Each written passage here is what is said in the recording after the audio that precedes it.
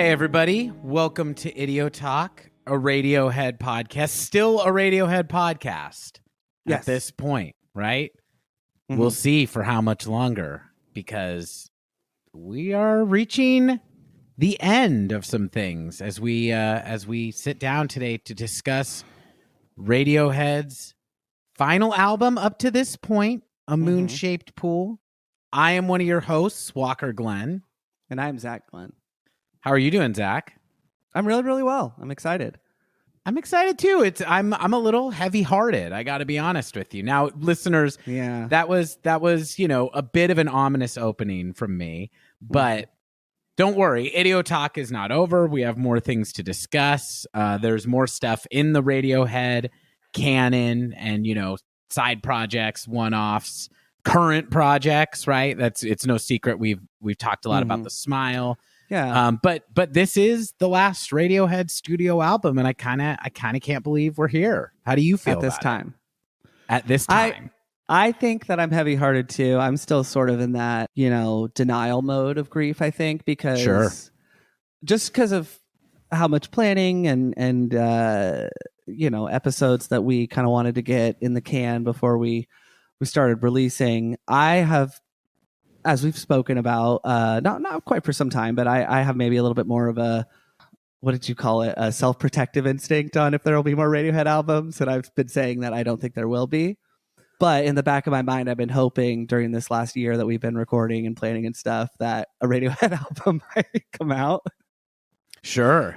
That we get to cover. But we can always resurrect the Radiohead part of Idio Talk the second a Radiohead album comes out. Oh, absolutely. Right? Absolutely. Yeah, I don't think that because this podcast is going to continue even after we are out of Radiohead content to discuss. Yeah. We're going to talk Aerosmith. That's right. Yes, exactly. But only Dude Look Like a Lady. It's going to be a podcast that's just about that and just about the scene in Mrs. Doubtfire when Robin Williams is playing air guitar on a broom. Or I guess broom guitar. I guess it's not air guitar if you have a prop. Which is a great scene. Oh, it's a great scene. It's a great song. It's interesting though. Yeah. Sorry. Just to be clear, I think that, as was proven when our guest Nicole Love on our Batman Forever episode said, hey, is it okay? Are we allowed to talk about Radiohead on Idiobat? And then cue like 15 minutes of you and me just kind of extemporaneously going off the dome about Radiohead stuff. I think that proves that even when we reach the end of everything Radiohead and the individuals of Radiohead have put out up to this point for us to discuss, they're still just going to come up. Like, the reason we chose Radiohead is not because we're Radiohead experts, but because we wanted to do a podcast together, and Radiohead is a shared obsession, and that obsession will continue. Right. But I think that this podcast is, we fool people to coming to this podcast with Radiohead. You come for the Radiohead, you stay for the Glen Boys. That's what I say. Yeah. And totally. And I don't know about you, but I plan on outliving every last one of these motherfuckers in Radiohead. I will dance on their graves. Not Johnny. I don't think he's human, but besides him, yes. I like what you said, though, that you're currently in the denial stage about the end of Radiohead. That's really, this kind of gets us into the album, but also just like generally touching base about where we are at this point in the podcast. It's come up a fair amount that, nobody really knows. Everybody speculates in the Radiohead fan community, but nobody really knows if there is going to be, another Radiohead album or not. The band is not officially broken up. Nobody will say, yeah, we're absolutely not going to, and no one will say with any certainty that they are. But when A Moon-Shaped Pool came out, and I was listening to this album, and I listened to it a lot when it came out, and I've listened to it a lot in the intervening years. I'll say that right off the bat. This is not a forgotten one for me. This is a return to one that has been in rotation for me. But listening to it, preparing for this episode was the first time that your kind of like stern resolve that this is the end of Radiohead's career was kind of echoing in the back of my mind. And I do have to say, I found this album to resonate in a different way listening to it with that question present of is this goodbye, and are they saying goodbye?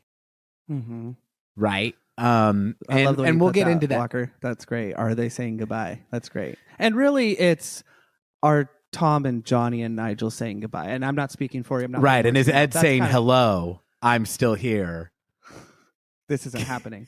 This is not happening. No, but I, with no diminishment, we've talked at length about Colin Greenwood's superb bass playing. It's not our primary instrument, but that's not us just trying to check each box. I've really just come to enjoy the bass playing in Radiohead so much throughout this project. But it really is at the end of the day, and I don't think that the band members would maybe put it this way, but I don't think they would deny it. It's kind of Tom and Johnny and Nigel, I think, that have to Avengers assemble for an album to come. And I'm not saying that Colin and Ed and Phil would automatically say yes. As we've also covered, we don't know them or have their telephone numbers. That's kind of how I see it, is I would see it Tom, Johnny, and Nigel, and really Tom. He is the leader of the band. And I know things don't work this boxed in, this linearly, but that's my impression that I was adding on to what you said. I don't mean to put words in your mouth again. No, absolutely. But I do think, though, that Radiohead at this point, it would really, really surprise me, especially since they're comfortable starting new bands, if they ever made something called Radiohead that didn't have all 5 of the original band members and Nigel and Stanley Donwood, frankly, at this point. Donwood, absolutely. And I honestly, like, as much as, do I think that there are elements of Radiohead that are more replaceable than Tom York and Johnny Greenwood? Sure, but I would not want them to make an album without Ed or Phil or Colin at this point. Even, like, if you bring Flea on, call it a different band. Don't call it Radiohead, but Flea's in the band now. Sure. You know what I mean? Sure. And so I do think that it will take all of those things assembling again. I'm not sure where I'm at in my stage of grief process at this point. I know that I have certainly spent a large part of this podcast in denial. When you first said you thought that this was a conscious farewell statement from the band, I vehemently did not. No, how could you say that? I said, You're my younger brother. You're foolish. Yeah, you're my younger brother. How dare you disrespect me like this in my home, in my bedroom. Take it away. Well, no, he yells, right, in my home, in my bedroom, where my wife sleeps, and then decides to be very calm and let my children play with their toys. Right. So Zach, we talked about this on the podcast, but again, we're referencing The Godfather because Zach did drop by. No, that's part 2, right? You're right. Godfather Part 2, but Zach did drop by my house to tell me this. He was like, he came in, said, I can't stay long. I just want to tell you, I'm pretty sure A Moon-Shaped Pool is Radiohead consciously bidding farewell to the fan and to the bands and to this part of their career. I denied it. I think I spent a good amount of time in anger at the Smile before the album came out. I was just like, who's this Tom without a H? Why? You're not my dad, right? Just because you're sleeping with my mom doesn't mean I'm going to call you daddy, is what I said, right? Tom and Johnny are my mom in this. But it seems like he's satisfying your mom big time. Exactly. Right. It's like, I'm getting satisfied too. Yeah, exactly. Yeah. Then I'm like, now I'm starting to see the charm of this guy. What is the other bargaining? Right? Yes. Have we bargained? I think we have bargained. I think us bargaining is going, oh no, we're getting to the end of the Radiohead discography. Let's talk about Atoms for Peace. Let's do an episode on Tomorrow's Modern Boxes. It's kind of like Radiohead.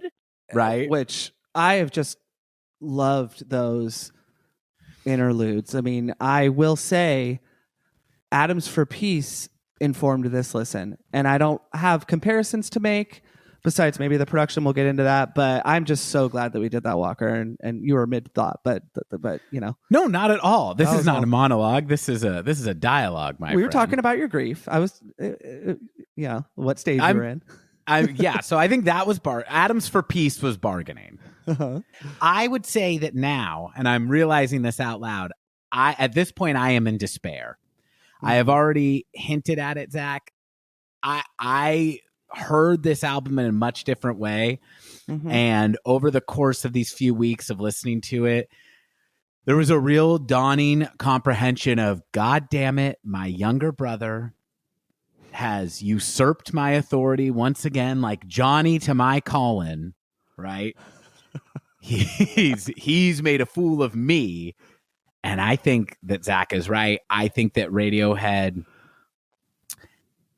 does want this to serve as their final statement if they do not make any more albums. There you go. That's what I would say. And just like that, we have arrived at acceptance, because I do think that the door remains open, but I do think that they like kind of like a show that wants to have an ending, that hopes it'll get a season 2, but doesn't, Freaks and Geeks kind of a thing. Sopranos. Yeah, sure. Yeah, Sopranos really wanted to leave the door open. I guess they did with their ending in season 7, but yeah, I was kidding. Right. Yeah. Season 7 is just it cutting back and him going like, oh, the food's here. And then just a whole new series of adventures begins. Oh, I'm sorry. I meant because season 6 is 2 parts. So I called it season 7. Oh, for sure. I meant they leave the door open for his fate. Yeah, absolutely. But I like your idea as well. Yeah, it's just they cut to black. They cut to black because they're like, this scene's actually pretty boring. It like serves no narrative purpose. Yeah, there's just like, no tension in this scene. But yeah, I'd like to hand it over to you now. But that is ultimately where I'm at with this album. Is I think that they know that it might be the final one. And there is some signaling to that effect, but it still wouldn't. So it would not shock me if in the year 2030, if Radiohead decides to make another album, but they may never. And I think that they were careful to make this an ending, if it in fact is the ending. What do you think? I don't know. I mean, I think that you've put that really nicely, and that I'm in alignment. I think I said I was in the denial stage, forgetting that. What is it? Is it DABDA? It's denial, anger, bargaining, depression, despair, acceptance, or despair. Okay, yeah.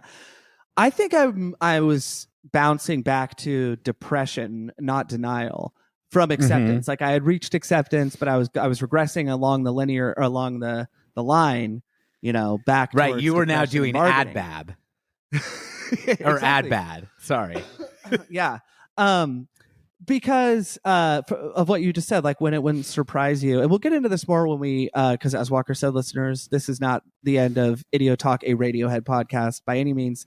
There is other projects, but the biggest one being we're going to spend an episode on The Smile on that album, and I hope that's okay. I say that, Walker, because so we'll get into this more.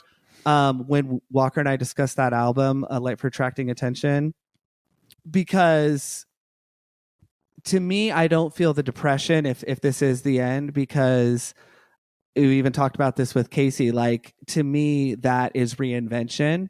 And so I'm almost glad in a way if this was their goodbye statement. You know what I'm saying? Because it wasn't the end of the members of Radiohead whose music I love the most. That's how I can say it without dismissing what Ed and Phil and Colin bring to the band, but yeah, I think that this feels like it. And well, I kind of if I'm holding back a little bit and just kind of stalling, it's because a lot of what you alluded to is somewhat laden through the notes I have kind of on all the things we talk about when we cover an album. You know what I'm saying? I do.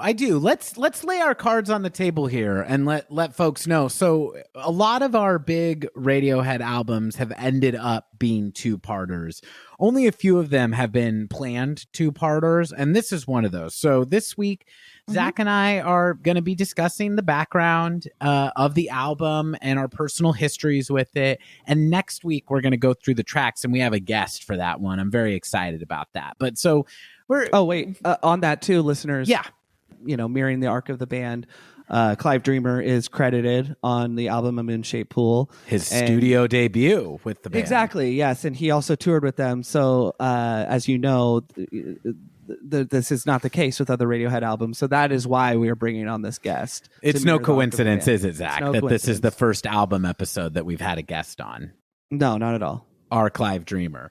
Yeah, thank you for pointing that out. I really appreciate that.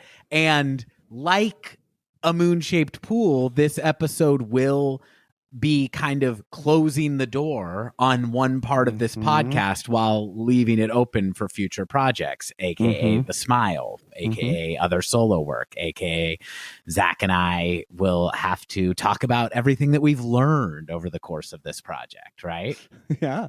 So, now that we've kind of set the table for what we're doing here and how we're approaching this album, I really want to make a meal out of this one, it being the final Radiohead studio album we have to discuss. Let's talk background. What's kind of the history of A Moon-Shaped Pool? Yeah, definitely. Well, if I may, though, before we talk background of the album, I was hoping to start off with kind of just a general statement for any new listeners that we might have for this episode. It's always surprising to me to see what episodes seem to have invited new folks to the podcast. That I mean by that, Hail of the Thief and the King of Limbs really seemed to engage a lot of our listeners, and I wouldn't have expected that ahead of time. So it's entirely possible that A Moon-Shaped Pool, and with this aforementioned guest coming aboard, that there are a lot of new listeners. So for my part, I just want to say I'm not going to have an abundance of insights to offer on the technicality of the instrumentation or general music theory that Radiohead are employing on A Moon-Shaped Pool. Now, that's not to say that my comments on the songs and their musicality will be bland or devoid of any study. Certainly not. But if you're just tuning in, looking for a complete immersion into what Radiohead are doing musically on this album, or just generally, I'd suggest you do a couple things. So first and foremost, read Everything in Its Right Place, Analyzing Radiohead by Brad Osborne. Yes, I said read, and not listen or watch a YouTube video. Sorry, Gen Z. Sorry if that triggers you, Gen Z.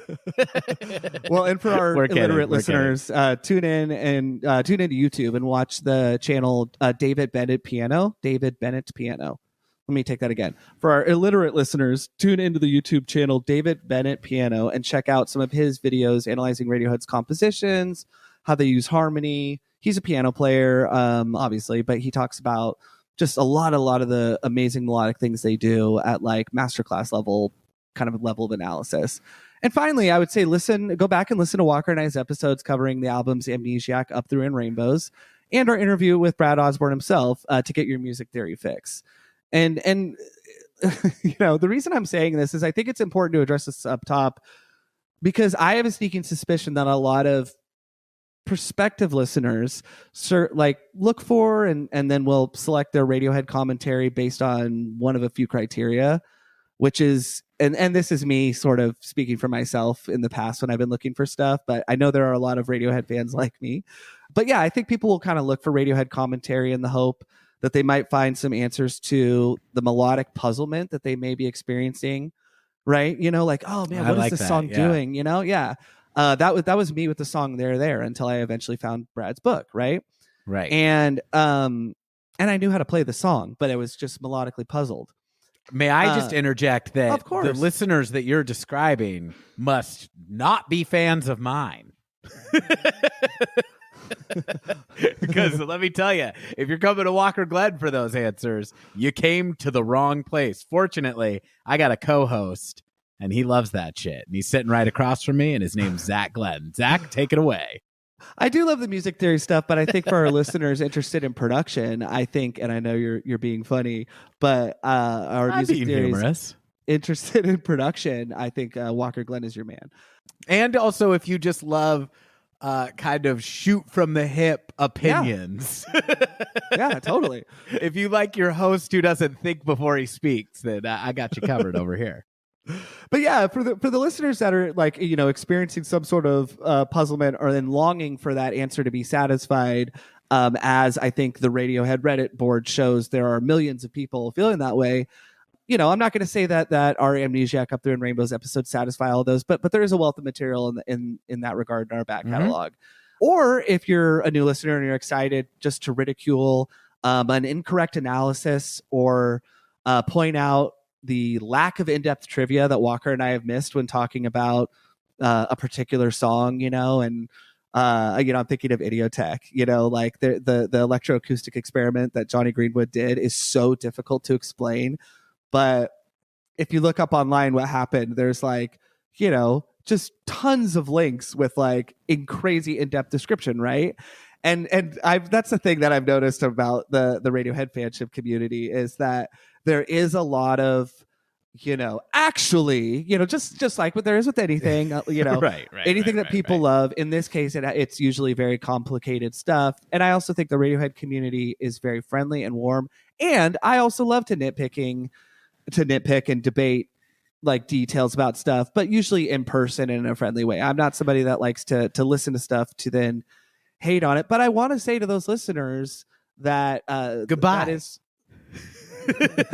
that those are aspects of Radiohead's music that we've delved in deeply to in previous episodes. And to that point, I have studied some of the music, meaning the chord changes, the melodic tricks, etc., of A Moon-Shaped Pool, and learned to play a couple of the songs on this album. That doesn't mean that I've deconstructed the musicality all the way. But the album, with a few exceptions, isn't written from the King of Limbs or Kid A perspective. And what I mean by that is Radiohead don't seem to be writing songs with as many melodic riddles or baffling polyrhythms or atonal ambiguity as they have before on this album. Again, there are a few exceptions, right? It's still a Radiohead album. But there are I thought it was pretty notable for its lack of uneven time signatures. Yes. Yeah, absolutely. I don't think there's one song that isn't an odd time signature. Which again doesn't mean that there aren't rhythmic tricks or surprises or oddities here or there. Yes.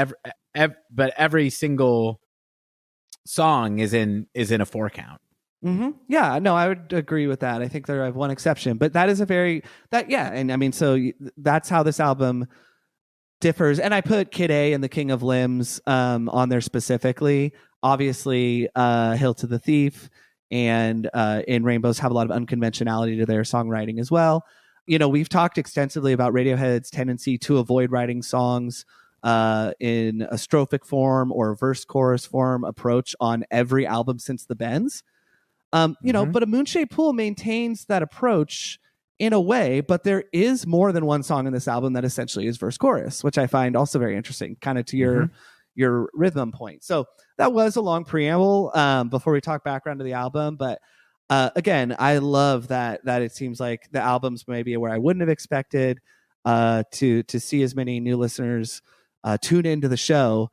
I think that's really possible with this album just because it is a beloved one. And I'm not talking about the critical or fanship community. I guess critical is more what I meant. But I do know that this album did really well and was critically regarded. Walker, would you like to add anything to that long, uninterrupted preamble I just gave? It's interesting, Zach, to hear what kind of your overall statement about this album is, because I think that it rhymes with mine is what I would say. And I'm curious what you'll think about this. This came to me only in the last week or so, after several consecutive listens of this album. I noticed the same things that you did, that by Radiohead standards, this is a more conventional album, you know, whether you want to say in just song form, pop rock song form, even though it doesn't, you would not listen to this and be like, oh, this is pop music, but it's a little more accessible, I think, than other things that they have made as a starting point. And in that way, this actually reminds me very specifically of one of their other albums. Zach, I think that this album, A Moon-Shaped Pool, is to In Rainbows what Amnesiac is to Kid A. I think this is kind of the dark twin of In Rainbows, or as I've been coming to think of it, I think that this is In Rainbows in black and white. I love that. I thought you might like that. Wow. You just knew I love it. That's a very, I thought you'd love. I thought you'd like that. I mean, I think that you are probably already guessing what made me first have that thought, which is staring at this cover for a very long time. And I feel that you could really put this album in a box set with In Rainbows the same way you have with Kid A and Amnesiac, albums that also are very different from each other, but that really, really complement each other and are kind of like different tones, but playing in the same space. I think arrangement wise, this album is very, very similar to In Rainbows. I think song wise, it's very different. Yeah. I think it's much darker. There's more acoustic driven songs. Yeah. It's a much more sad sounding album. Okay. In my opinion. But I do think that In Rainbows is kind of the band's final reinvention. And that doesn't mean that they do the same thing after that. I think that King of Limbs is much different and this is much different. But I was thinking about the title of In Rainbows and that they said that, I think it was actually Stanley who said it, discussing kind of the feel with Tom. And with this album too, he made the artwork the same way he did with the last few, where the band is playing and he's listening to it and he's creating the artwork while he's listening. And the cover of In Rainbows is a rainbow, but it's like a rainbow in an oil slick, right? A rainbow that you'd see in a puddle. And I think we talked a lot about how there is this kind of like unprecedented optimism on In Rainbows that you're hearing for kind of the first time in Radiohead's music, that this kind of like this like seething kind of rage, this obstinance, this like fighting, this feeling of like somebody fighting against what's around them has kind of given way to like, maybe it's okay, even if things are still, even though lyrically it's still, there's a lot of dark themes and a lot of anxieties and things like that explored. That rainbow in a puddle, you know, it's kind of finding the beauty in the chaos, right? And this one, to me, looking at the cover and listening to the way the songs sound, it sounds like I've like plunged back into something that is much more pessimistic or much more kind of fatalistic, but that there's an acceptance in that too that isn't in their old music. So I think that this one is looking at things from a much more kind of bleak point of view, but again, with that wisdom of age, that kind of sense of acceptance that has been there since In Rainbows and is on In Rainbows, that was not there in their work that they were making as younger men. Does that make sense? It totally does. I think that like kind of, I've been trying to grapple with that too. I want to save something in the way of what you just gave for a little later as far as feelings on the album. But the way you described it, that there's a little bit maybe more of a sense of, to paraphrase, sense of melancholy, but like in an older, more mature mindset from the band, and probably from Tom York specifically. It reminds me of like I'm trying to think of like an intellectual or something like Noam Chomsky or something like that. He is still, wait, has he passed away yet? No, he's in his 90s, right? Still kicking. Yeah. He's still kicking and he's still passionate and still has that bite. And I haven't read a ton of his work. I know you have, But right, so none of the overarching ideas and things that he is, I would say, broadly pessimistic about have gone away, but the delivery system, whether it's in interviews or writings, is a little bit more laid back. And the only reason why I mentioned him, I've read actually a book you lent me, and I've he's written some forewords to books I love, and there's a book I read that has an interview with him. So I've gotten to know him a little bit, and I was trying to think of an artist adjacent to Radiohead. Nobody was coming to me, right? We have Roger Waters out there still touring and making music and being cynical. It doesn't hit in the same place as a Radiohead being cynical, right? And I was thinking about, so I don't know if that was a good comparison at all, but as you get older, even if you stay passionate and you still have a bleak outlook, I feel like there is a sense of calm generally that can befall. What do you think? I agree completely. And I think, like I said, I think that is actually a very similar overarching theme that is being explored on In Rainbows. But in Rainbows sounds, we use the word bright a lot. It just, there's more of a buoyancy to kind of the sounds on that album. And this one, the mood is darker, but it's not darker and angrier. It's melancholy is a great word for it. And, this album is very concerned with the end of things. By my interpretation, it basically alternates between songs about climate change and breakup songs, and sometimes both in the same song. Is my interpretation of most of the lyrics on this album. And so if on In Rainbows, if you're kind of floating through something and experiencing it and looking at it in this like objective and almost somewhat like dispassionate way, of just like wow, like In Rainbows sounds kind of present and like somebody who's arrived at a relatively comfortable place more than any of their music preceding it. And this kind of, again, takes that same outlook, but is focused on, I don't even know if you need to say darker. I guess it depends on your perspective. I mean, certainly like climate change and breakups, those are dark subjects, but I don't think it's I like that you said melancholy more than my word sadness, but to me, it's the difference between sadness and depressing. I don't think this is a depressing album. I think that Radiohead have made, I think Kid A is a much more depressing album than this, but I think this is a very sad album. So anyway, that's it. That's that's why I kind of marry it to In Rainbows, because it feels, it's the black and white version.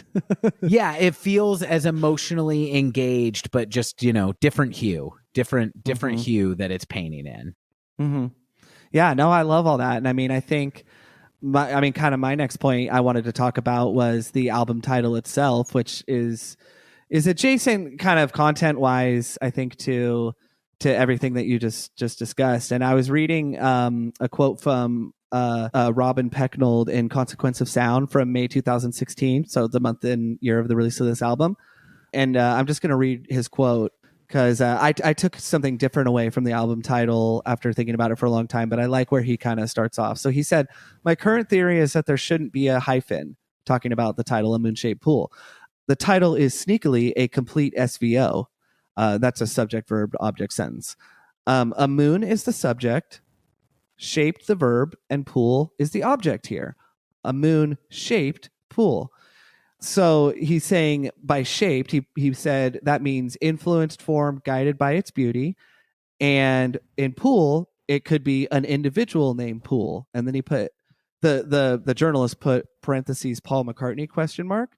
Then Robin goes on to say, "Perhaps Tom and Paul had a nice night drinking wine under a full moon, and the experience shaped Paul and Tom wanted to honor the evening with this title." This is all conjecture, but that's where I'm at with this right now. So I find the first half of Robin's observation interesting, but to me, the album title is more likely speaking to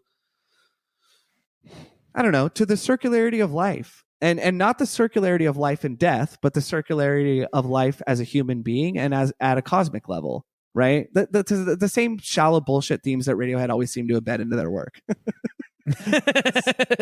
Life, death, being a person, more hack shit. Exactly, right? It's stuff that you know, shallowest people on earth just spend all day thinking about. Write a song about a booty like everybody else. But a lot of critics and fans alike have imbued A Moon-Shaped Pool with prophetic commentary on the death of Tom's former wife, Rachel Owen. She died in December of 2016. I want to pause right here to say, if there is any sense in my tone that I am diminishing the tragic loss of a loved one, and in this case, Tom's partner of 23 years and mother of his 2 children, that is not my intent. What I'm trying to say is that I do think some of the tracks in this album embody the indescribable feeling of Twilight, but I do not think that the album is only that. I think it has quite a bit more to it thematically.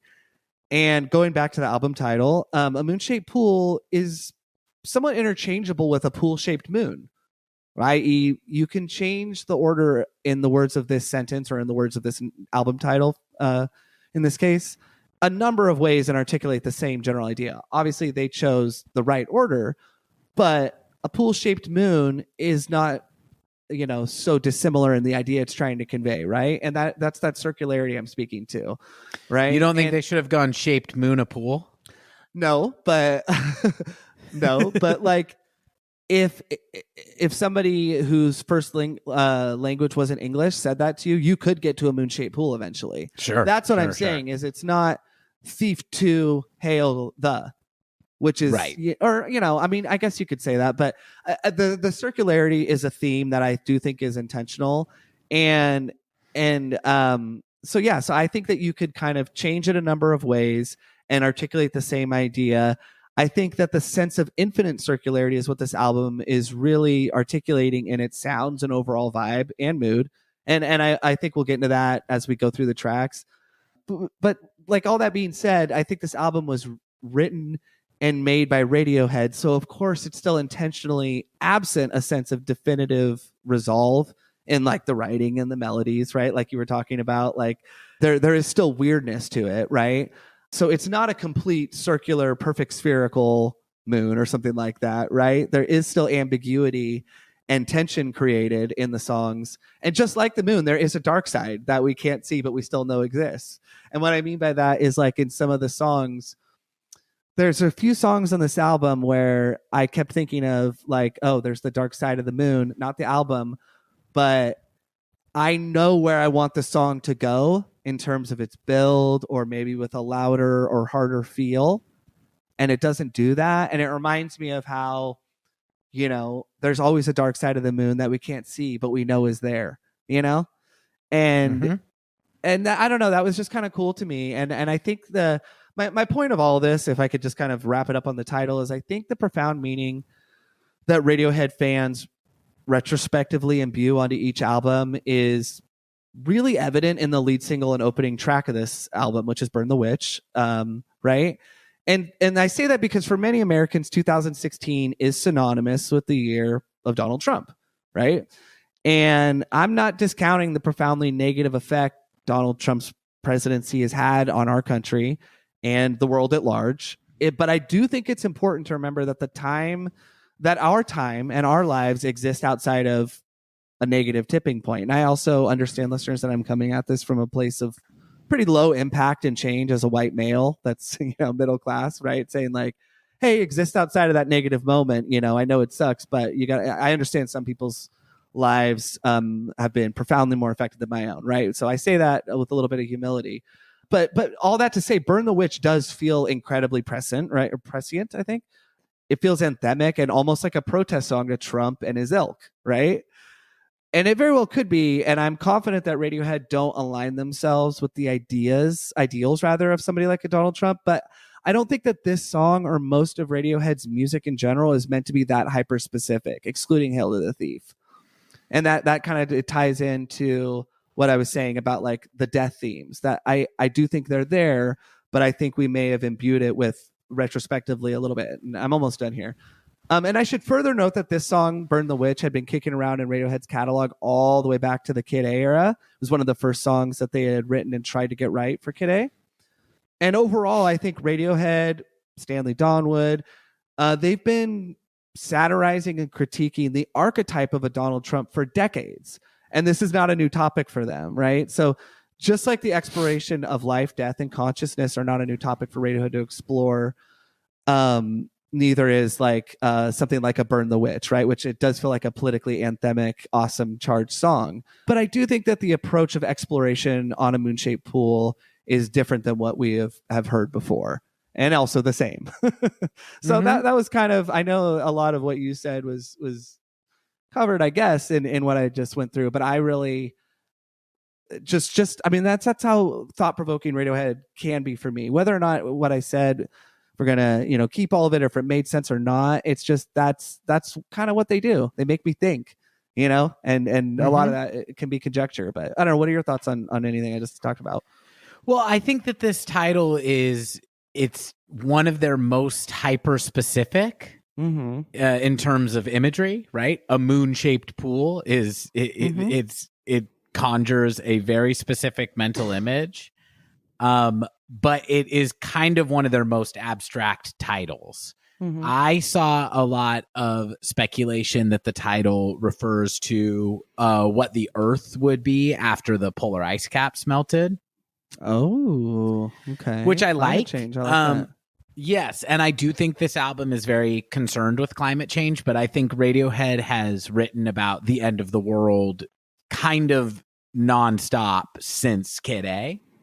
And I think that the album, for me, the title is maybe like their vibiest album title, because to me, this album that is very concerned with the end of things, civilization, life, relationships, possibly the band,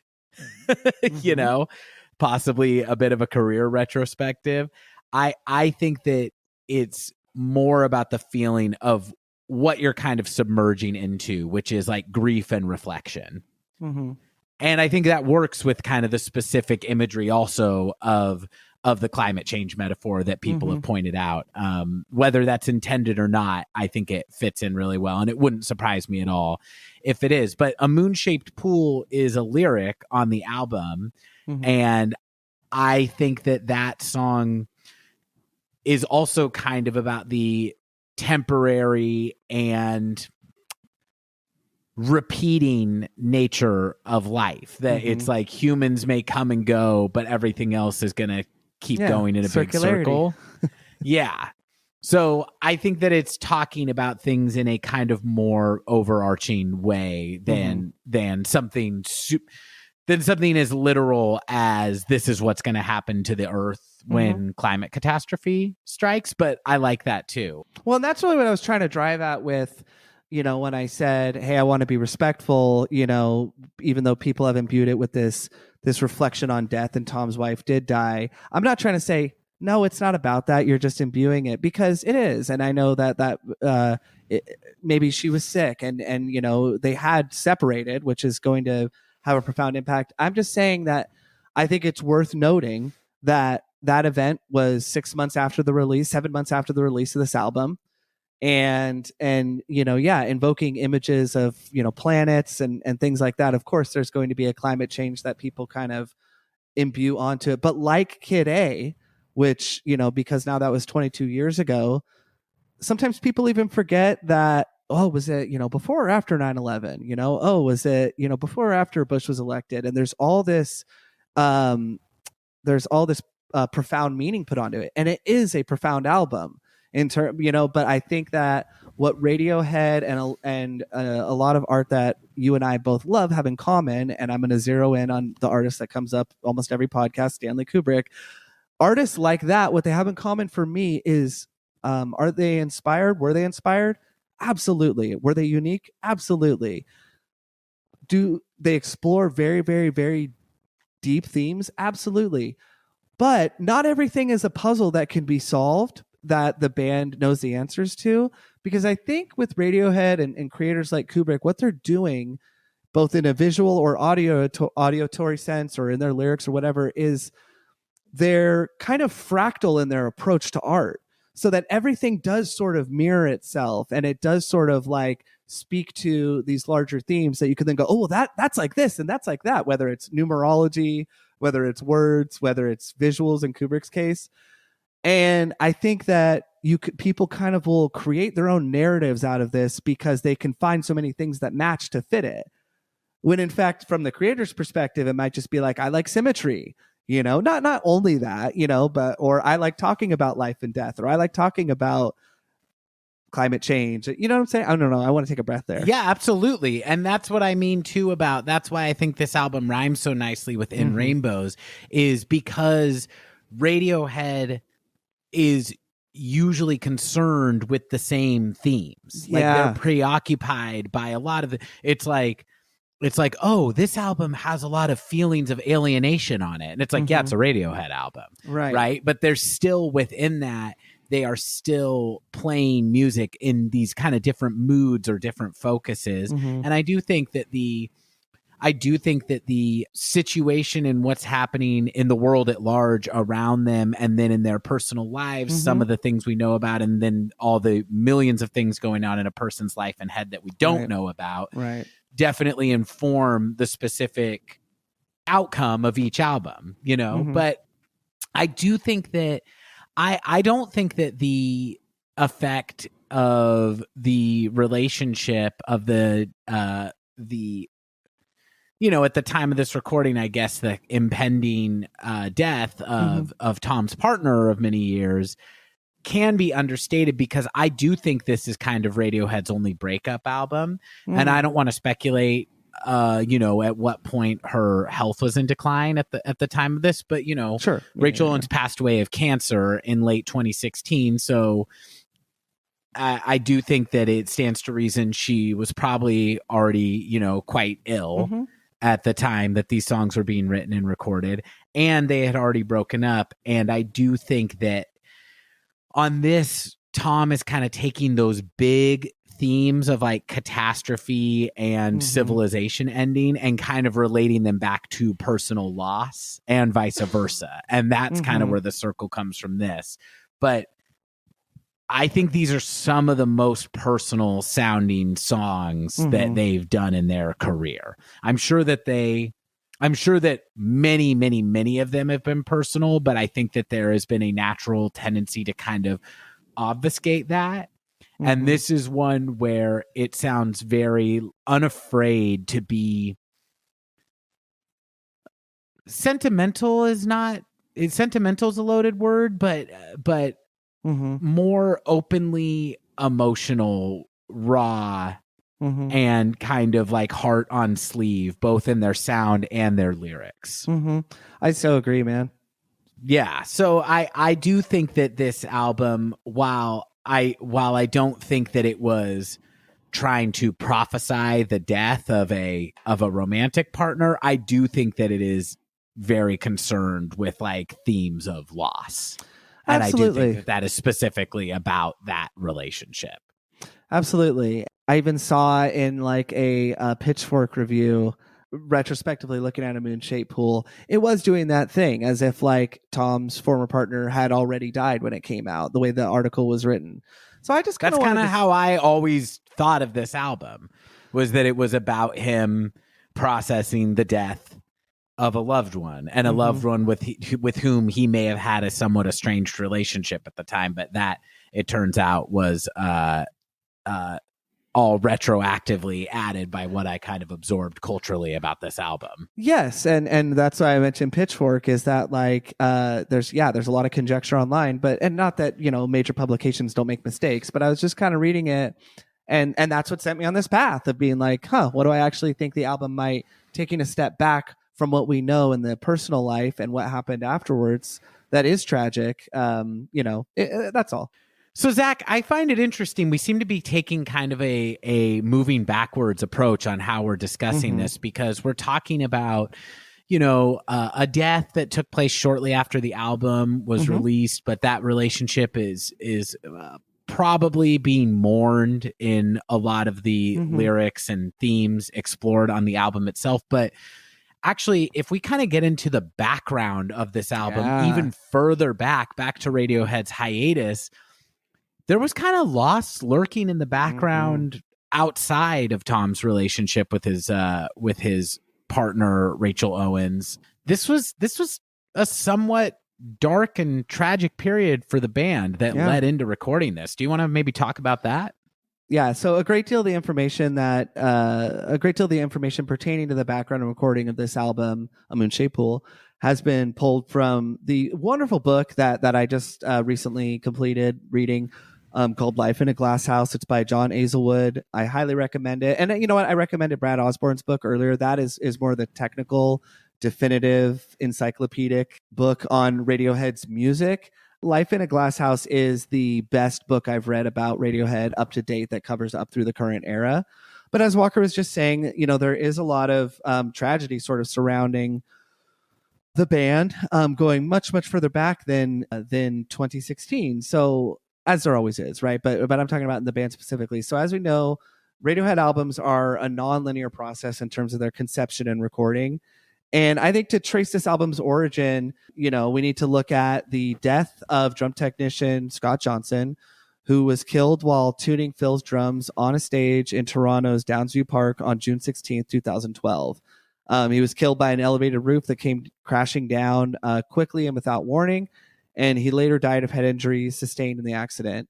This led to a lawsuit that eventually led to a mistrial in 2017. And even up into 2020, Radiohead and British Parliament have spoken openly about their dissatisfaction with the Canadian government's handling of the issue. And, you know, I just want to say Scott Johnson's death was a tragic event on its own, let alone the injustice of any accountability, but its connection to what the band was doing at the time, which was touring The King of Limbs, and where this might have creatively stalled them is interesting, right? And it's just so sad. I mean, it really seemed to affect. Obviously, Phil uses. There's a very, very profound, deep bond between a tech, you know, at that level that tunes drums, or, you know, Johnny's tech or whomever, you know, and also just the loss of life is always tragic. But in this case, you know, it really affected the band, and I just wonder what effect this had on, because what I mean to say, Walker, is they seem really excited when touring King of Limbs. I think that they were hoping that album would open up a lot on the road, and it did to an effect. You know, we talked from the basement sessions, but this really put a halt on things, and you know, they didn't end the tour, but the subsequent European tours were rescheduled, and the band quietly finished out the tour for the King of Limbs. Right, they had added second drummer Clive Dreamer and all that. Now, before I get into what each band member was doing from between 2012 to 2014, I want to hear you speak on this. I think it's a really interesting event in Radiohead history because it really shows the limits of an entity as high profile as even Radiohead is, one of the biggest bands in the world, the limits of their power when going up against a giant corporation like Live Nation. Because the handling of this by the Canadian government, it's all actually a little bit vague, I found in my research. You know, there is some speculation here on my part, but I would contend that Live Nation was kind of able to stall the proceedings. We had enough money and power to stall the legal proceedings to a point that eventually a mistrial was declared. Yeah, from 2015 to 2017, it's like, what happened? Yes, and you know, this is a really interesting. I don't think I will speak for myself. I had not thought a lot about Live Nation, but Live Nation and Ticketmaster are the same corporation. Oh, I didn't know that. They don't want you to. Yes, when you open the app, it says Live Nation and the ticket. Yeah, you're right. Yes, but they are a monopoly in the truest sense of the word. Absolutely. And even a band as big as Radiohead cannot do business without doing business with Live Nation. And, you know, we know this because Pearl Jam tried to go up against them in the 90s, and they were one of the biggest bands in the world at that point, and they were summarily defeated. And Live Nation really has a history of malfeasance and really understaffing events and bad things happening and not being held to account for them or being able to scapegoat the artists and pin it on them, which they attempted to do with Radiohead as well. That this was, Radiohead not doing their due diligence. And obviously I am biased towards Radiohead more than I am a faceless corporation like Live Nation, but I would see it much more under the purview of the organization running events all over the world to ensure the safety of their employees than I would of the to build guys the stage properly. Yeah, than the guys who play guitar. That doesn't. And I'm talking specifically too about what happened with Travis Scott at the Astrofest in 2021, where people were crushed to death at his concert. Look, I'm not saying that he couldn't have, as a individual person, been more aware of what was going on and possibly done something to intervene in that situation, but I also don't know that he could have. And he's a musical artist up there playing a show, and they really have a history. There's a lot of evidence that event was severely understaffed and that he didn't know what was going on in the crowd, which to me is extremely plausible. I would just like to kind of get off my soapbox and say that there's an extremely interesting interview about kind of the malpractices of Live Nation and Ticketmaster. That's in the show notes, listeners, but it's great. An interview. I'm excited to watch. Yeah, it's an interview with these folks at the American Economics Liberty Project on a show I'm a big fan of called The Majority Report, and they're discussing a piece that they wrote called Ticketmaster's Dark History. So that's in the show notes, and you'll see the episode title there of the YouTube show that's on is How Concert Ticket Monopolies Ruined Everything. Just really, really interesting history of those two companies and how they became one massive monopolistic entity. But I found it not surprising, but also disheartening that, Radiohead kind of hit the wall of how much you can fight power, because, if they are not able to receive satisfaction and call a company like Live Nation to account, it doesn't give a lot of hope for the rest of us. And and they were continued to be very vocally upset about it for a couple years into 2020. Yeah, I mean, I'm sure that somebody that worked for them and that they were friends with died. They're, I'm sure, still upset about it. Now, I'm not trying to be, glib about it. But yeah, when they played in Toronto in 2018, Tom York was talking about it on stage, and I have a quote here where he said, "The people who should be held accountable are not being held accountable in your city. The silence is fucking deafening." Now, and the whole crowd answered back in unison, "Sorry." Yeah, sorry, so sorry. I'm glad you're making a joke, because I did want to say, as much as I do not want to make light of this tragedy. No, there's a joke in here. This did crack me up because it reminded me of, now I know this has been mentioned on the podcast, when Zach and I went and saw The Smile, Tom was vocally complaining about how cold the venue was multiple times. Without a comedic vibe. It was not, and it was like, oh, he's mad at us. Is how I felt. Like, because he kept being like, I was like, I'm sorry, I didn't make the weather in San Francisco. Yeah, exactly. He was like, "This is the coldest fucking place we've ever played." And then, what did he say? Like, "Never play this fucking place again." Yeah. Right. And it was a little bit like, oh, like, sorry, Daddy. Like, I did. But what I love, I left the window open, Papa. And this reminded me very similarly of that, where I picture all these like sweet smiling Canadians who don't know what he's talking about or what happened, but them just being like, because they don't have the internet there. But them just all like just being like, oh, Tom seems really mad at us about Right. something. And that did crack me up, where it's like he's really not afraid to scold his audience, is he, Zach? No, but I did love it at our show where he scolded us a little bit for the weather. That I think he did then crack a follow-up joke a little bit, like, but yeah, I mean, it did feel like a little bit directed at us. But I don't know, I just loved that. Felt kind of like an old man Tom complaint a little bit too. Yeah, that it's cold. Yes, at the show that it's not very rock and roll, is it? To be complaining about. And how Johnny cold kind of like, I mean, this guy could be like imagining this, but I do remember like looking at him to see like how he was feeling, and he was wearing like a sweater and kind of went like, and I like shrugged a little bit. Well, and Johnny stripped down to a t-shirt, but Tom wore a yes, as noted by all in company. Yes, but Tom wore a leather jacket the whole time, and I don't know if I said this when we talked about this before or not, but I also wondered if this is maybe like big guy privilege a little bit on my part, because I do think smaller people get cold more easily, and Tom is not just much shorter than me, but also much thinner and slighter in frame than me. So I wonder if it's just like, because I was like, it's not that cold.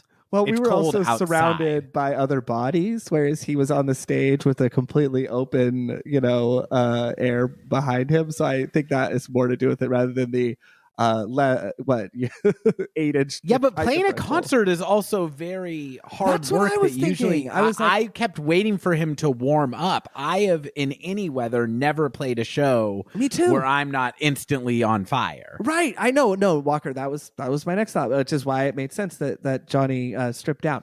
Now, I have a question for you. Going back several steps in our conversation, do we have carte blanche to make Canada jokes because our sister is married to a true Canadian and lives in Canada? Because we are uncles to 2 Canadian children. We are also uncles to 2 wonderful Canadian boys. Or are we rather in the, I have a black friend territory? I think that's a little bit like, okay. I think that's a little bit, I have a black friend, because it's that exact logic, right? Of my Canadian friend loves when I give him shit for being Canadian. Right. It is. But how many people do you know that have a brother or sister that is married to one of our northern neighbors? So it is a little bit deeper.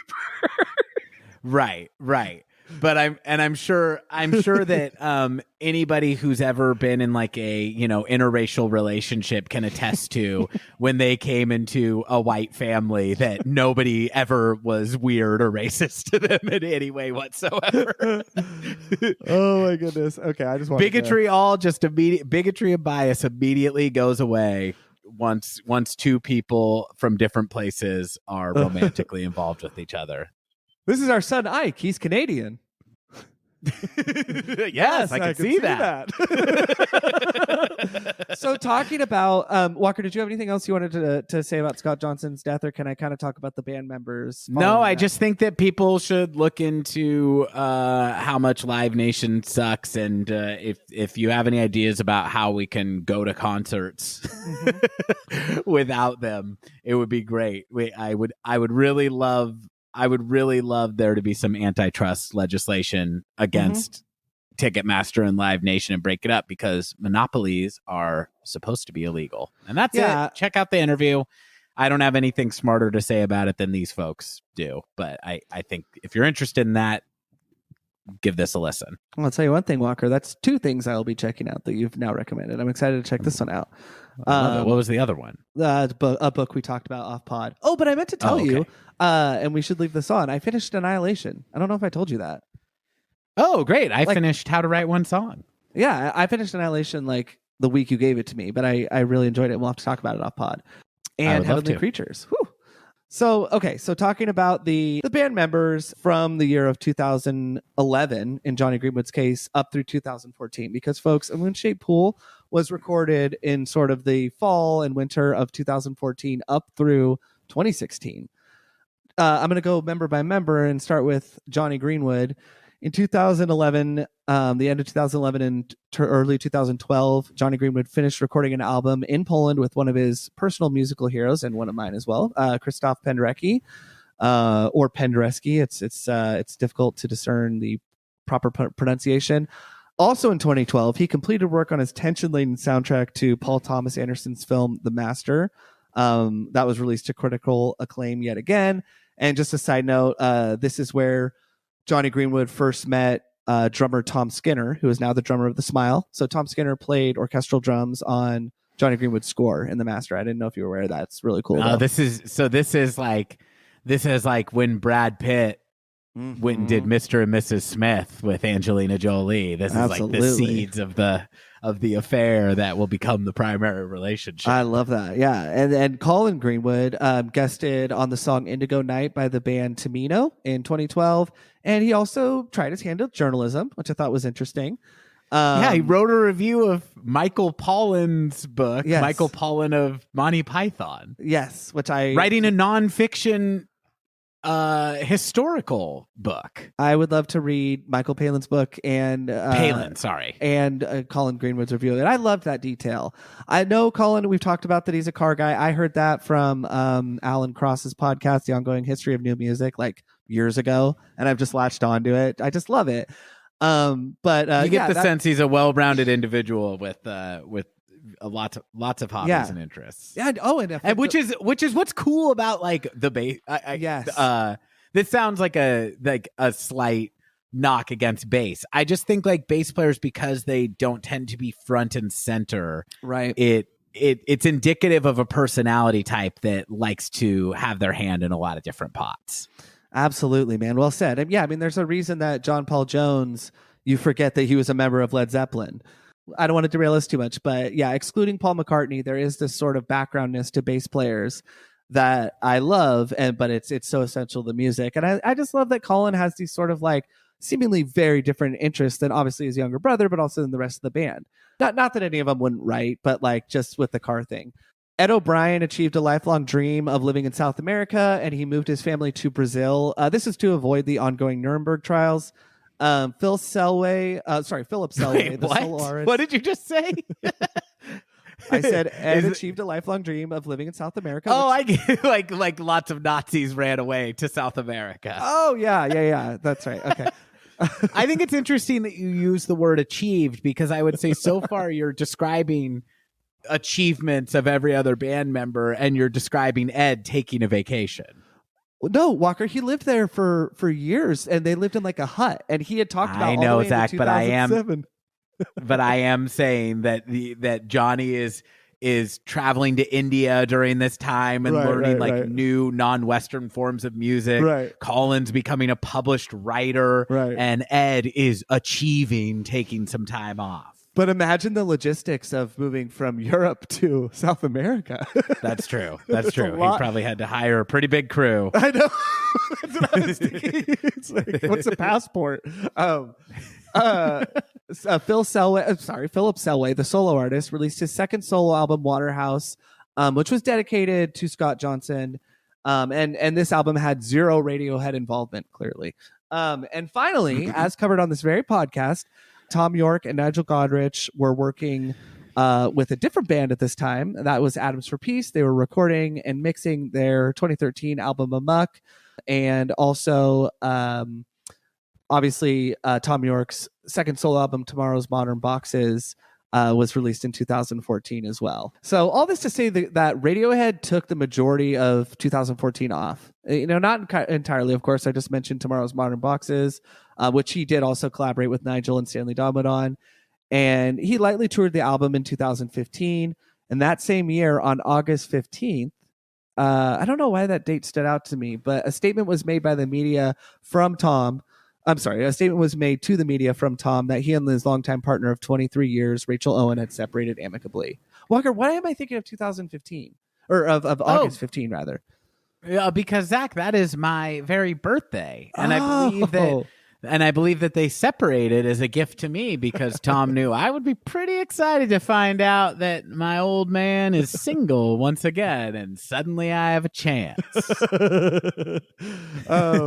So that was when it was announced on Walker's birthday that he and his partner Rachel Owen, of 23 years, had separated amicably. In late 2014, Radiohead composed an arrangement for the upcoming 2015 James Bond film Spectre. Unfortunately, the song they made was rejected by director Sam Mendes in favor of a much worse song for the film, in my opinion. That's neither here nor there, but it is pertinent to A Moon-Shaped Pool, the album we're talking about today, because it brought the band back together. In my notes, I have together in bold and underlined. And they were pretty annoyed about this, too. They had Nigel actually was, really offended. Well, they had started early rehearsals on a few songs that they had kicking around, and they pressed pause on all of that to come up with this song, and they were kind of like pretty pissed that their time was wasted because it really stalled what they were doing. They had a few songs kicking around at this point that would end up on the album. They had The Numbers, Present Tense, and Desert Island Disc, all of which were floating around as songs Tom had trotted out at some live solo dates. Yeah. But were ultimately intended for full band arrangements. Exactly. Oh, that's interesting you say that, because I had heard what I had read was that these were Tom York's solo numbers, and he brought them into the studio basically for Radiohead input. You know how we've talked about Pulled Apart by Horses is like this weird song that's been like floated through Atoms for Peace and now The Smile. That was the sense I got. I did only see that one source, but regardless, I love that because I love Radiohead and I love Tom York's songwriting, and those two things together. Well, I took Radiohead input as meaning let's turn these into Radiohead songs. Yes, but listeners, and Walker and I, let's really put a button on that, because to me, that is interesting. So at this point, every member of the band, including Nigel Godrich, have convened and lined up in terms of availability, right? Whether it's to record the James Bond, whether they were already recording for this album. It sounds like they were, but that is a miracle at this point, right? You know, these guys are, Tom is embarked on a successful solo career. Nigel is in incredibly high demand, right? They can travel the world. Johnny Greenwood, his fruitful collaboration with not only with Paul Thomas Anderson, but with Penderecki, is immense, right? And I think that what the point I'm trying to make is it is a miracle that this album happened at this point. And it's a miracle. It's a miracle to me in the same way that like Tom Cruise being in Magnolia is a miracle. Like you think about the logistics of not that it's a miracle that he would do that movie, but the planning that goes into aligning schedules of famous people that are in such high demand is insane. And obviously that's why they have agents, and that's why they have, people that book and schedule and all that. But you often hear about in film shoots, like certain scenes will be cut or they'll have to do reshoots, but not everyone can come back because they're just not available. And to me at this point, Radiohead are really at that level. Obviously they're just doing music. They don't have maybe things lined up in the same way actors might, but it is like, that's all I meant by a miracle, is every single one of them is either in high demand or traveling. And the fact that they are back in 2014, only 3 years after the release of King of Limbs, and only 2 years after they ended the tour, really puts things into context. Like I know that a lot of folks felt, including myself, like, man, it's been 5 years. And I used to think, why does a band need 3 years to make their next album?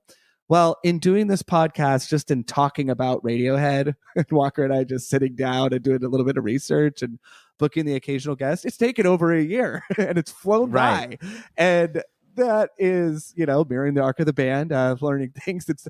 No, I'm not saying that, but it makes a lot more sense to me than it used to, of like why so much time goes by. Because these guys, especially Tom and Johnny, like they're not working. I think I saw Tom York has a net worth of $45 million. Johnny is worth about 30 and Nigel's worth between 5 and 10. Net worth is not equivalent to how much money you have in the bank.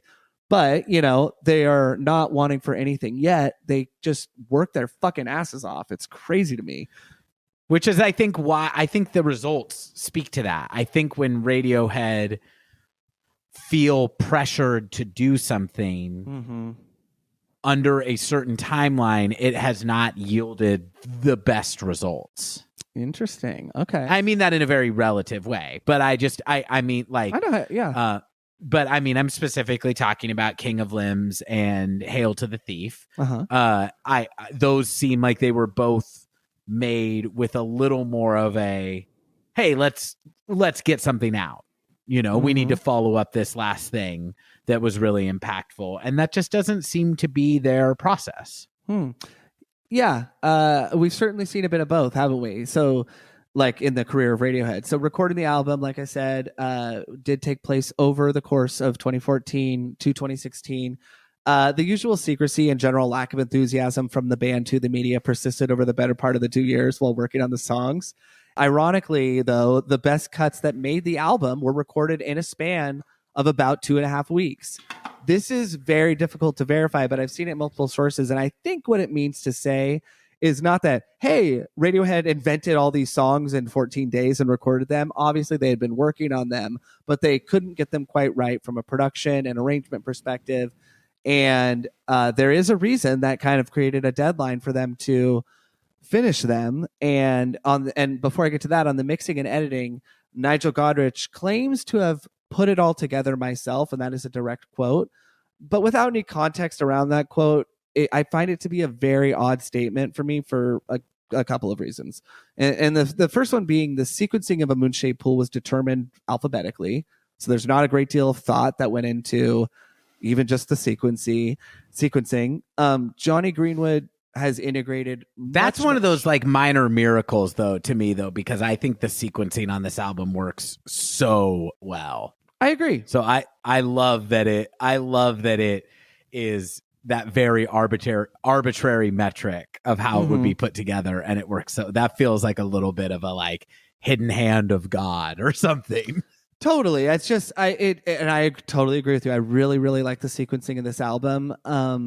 Again, I don't have a ton of context around this quote, but I want to get through this Nigel part because even though it works, it was determined alphabetically, which to me doesn't mean a great deal of thought went into it, even though it works. Johnny Greenwood has integrated much, much more of his orchestral work into both the songs and the way they are mixed.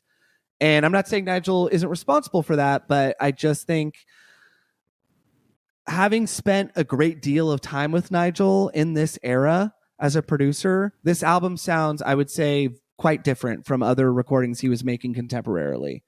And that is an element I really like about it. So I think, and I'm going to save that for later, but I think what Nigel was talking about when he said that he had to rush putting the album together was probably because of the immense pressure he was under from the band and from XL Recordings, because EMI's rights to Radiohead's back catalog had been reacquired 1 month before the release of A Moon-Shaped Pool. It was early April. So all of those greatest hits compilations EMI had put together were pulled from the shelves or pulled from streamers, and Radiohead now owned their own property, albeit through XL Recordings entirely. Ultimately, A Moon-Shaped Pool was released on May 16th, 2016. The album is dedicated to Nigel Godrich's father, Vic Godrich, who passed away while Radiohead was recording the string section for Burn the Witch in London. More death lurking in the background.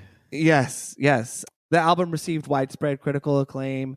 Like you said, on King of Limbs, like, how ones that'll be less favorably, it's like, this one's like an A-, this one seemed to be an A+. So like I said, it received widespread critical acclaim, and I would say less divisive than its predecessor, The King of Limbs. And that is what I had on the background and recording. And I really want to hear your thoughts on anything I may have mentioned or didn't mention, Walker. I think you covered it. I mean, my notes really, I was basically following along in my own notes with what you were saying. It seems that this recording process was even more opaque than other Radiohead recording processes. And I think maybe that just speaks to, at this point, that they just don't feel any sense of outside pressure that they have to answer to what the fans or media are saying.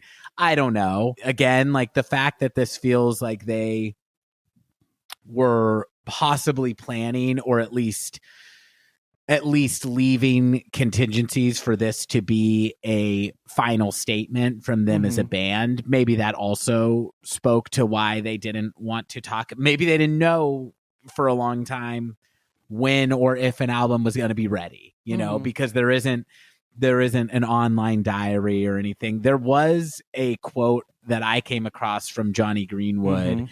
And this was, I came across this in the chapter that you shared with me about this period in the band's history in Glass House. Is Glass Houses? Life in a Glass House. In Life is a Glass House. When he talked about their original recording space, and I don't have the name of it in front of me, but it was another like repurposed mansion, but this one was very, very nice. And not decrepit as some of the spaces they had recorded in the past. It sounded as if this nice setting had sort of a disconcerting effect on the band, and that it was like a little too cozy for them to get down to what they needed to do. Because kind of true to form of the last several albums, it sounds like the process starts very kind of slow and meandering, and there's like a few songs kicking around, but it hasn't meshed into anything that's like, okay, this is kind of what we're doing. There's Ed just was a raising bunch his of hand ideas. saying that he was hoping for songs that would be comprised of short melodic guitar songs. Yeah, he's just like, hey, can we do Pablo Honey again? You know, he's asking that for the 7th time as he has each album. But it really cracked me up, though, that they seemed very like antsy about how nice the recording space was, and like just kind of all the money and technology at their fingertips. To which Johnny told Rolling Stone, "We operate on a steady diet of anxiety, uncertainty, and utter conviction in the songs." And I thought that was maybe the most direct statement about Radiohead's process that we have gotten yet. It's like, we need to be freaking out a little bit, and we need to just be rock solid in our confidence of what we're doing. Kind of a contradictory statement, but I love it. Absolutely. I love it too. And I remember, as we covered it in King of Limbs, you know, my Radiohead fanship, both Walker and I, he's definitely he was aware of the band a lot longer than I was before I got really into them. But at that point in 2011, you know, I think everyone was surprised when the album dropped, but I did not know that they were working on an album. And when it came out, I listened to it immediately. What's cool about this one, A Moon-Shaped Pool, is I can remember reading, not a lot, but various articles that Radiohead were in the studio. And to the quote that's just fun, you know, to think about, you know, that I'm like, man, I didn't get any of that with King of Limbs, and I got this a little bit. And it's just, you know, it's in my recent mind. As we've talked about, I'm okay with the fact that I love Hail the Thief and I love Kid A, but it is sort of funny that they were these cultural movements, of which, you know, I was an 11-year-old for Kid A, that I was completely unaware of, you know, and but I was alive for them. With this, it's just kind of fun. And I think to the point or the quote you just talked about with Johnny, it is incredible because it's like Radiohead are, I would say, at least probably very wealthy individually at this point, and yet Johnny is saying that we function in a space. You talked about like the aesthetics of the manor or whatever, that maybe it was too nice.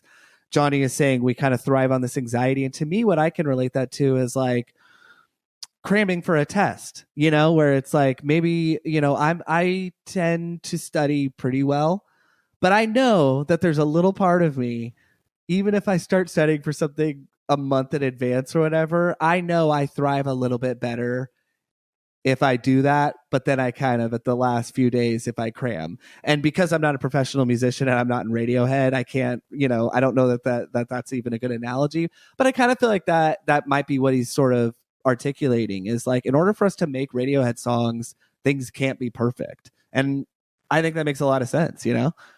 I think that's a truism for art in general, that, you know, was it Picasso that it's attributed to, that quote of, "A great work of art is never finished, it's abandoned"? Oh, I love that. I didn't know that, but no, that's amazing. I think that's a Picasso quote, but in any case, I think it's a very true thing that at a certain point, you know, you can At a certain point, you just have to stop. And I mean, look at that. I feel like that's so evident in filmmakers Spielberg and George Lucas, who can never resist the temptation to go back and utilize new technology in their old movies. And it's just like these things, some things age better than others, but the things that we love that do stand the test of time, it's not that we can't see that technology surpassed what you were able to do at this time. It's that you did something this miraculous with what you had. And so I think that it's always good to know at a certain point you have to go, we can't do everything with this, or we shouldn't do everything with this.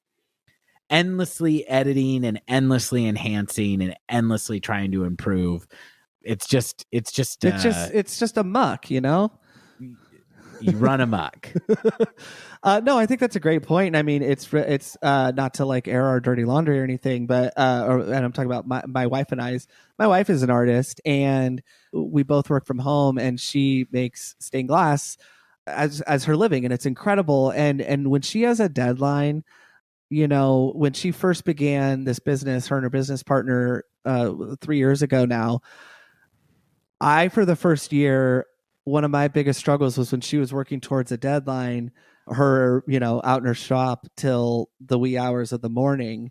And not that I'd give her shit, like, you know, why didn't you prepare for this more or whatever? But, you know, that's not something I struggle with anymore. And I still will check on her, you know, if she's working, you know, late or whatnot, you know, but I really empathize with an artist's process.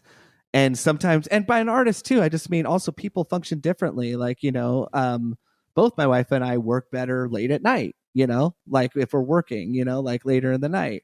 I can still get up early. I have to during the day. And I don't know. That's all. I really in my own life. And sort of recently have realized you can't rush the artist. And I don't have a ton of examples of that because I'm not like hanging out with artists that I could rush all the time.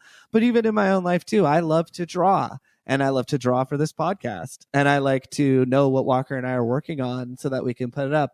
But I also kind of like working on it at 3 a.m, you know, when our episode is coming up, you know, and as you know, it's not the same as what the creators were talking about. And I'm not even trying to put on the same plane.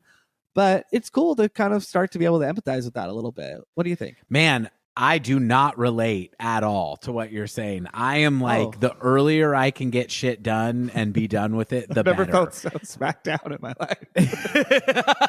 Oh, no. I meant that more as a poor reflection on me. I'm just like listening to what you're saying. I'm like, that sounds great and does not connect with me. The worst thing about my life is that comedy shows are at night.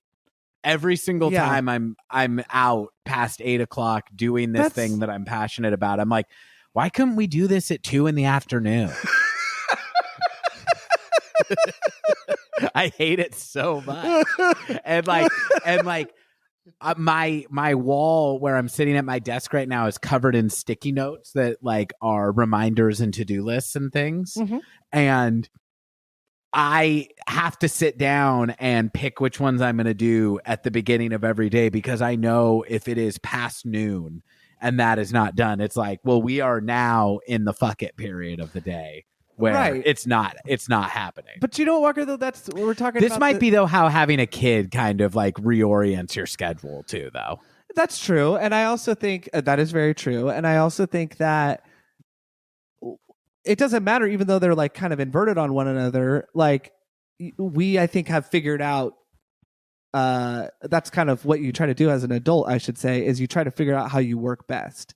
And yes, you know, we all have varying levels of responsibility and stuff like that, but it is really key. And for me, what I was trying to talk about with like where I struggled, you know, when my wife will push herself towards these deadlines and produce some of the most beautiful art I've ever seen, I have learned it does not serve us as a couple at all, or her creative process, to be like, hey, it's late and I'm uncomfortable that you're working late.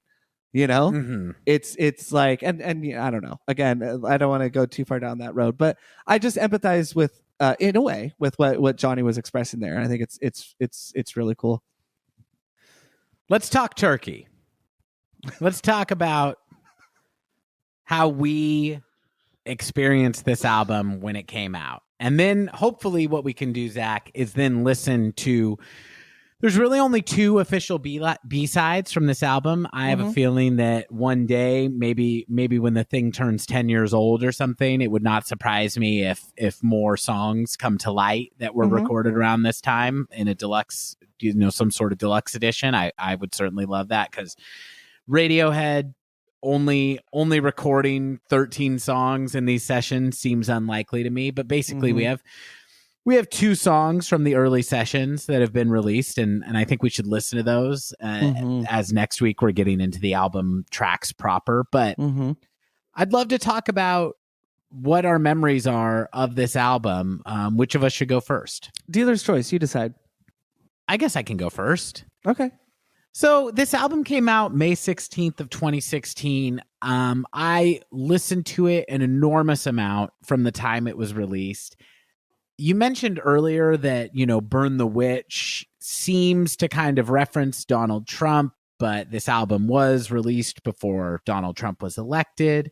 I think we can talk more about that when we listen to the actual song, but I will say that the election of 2016 is very tied up in just what I remember the atmosphere feeling like at the time that this album came out, and specifically, this is a time when Trump is dominating our consciousness and the media consciousness, but also is at a time when the general conventional wisdom was that man will never win the presidency of the United States of America.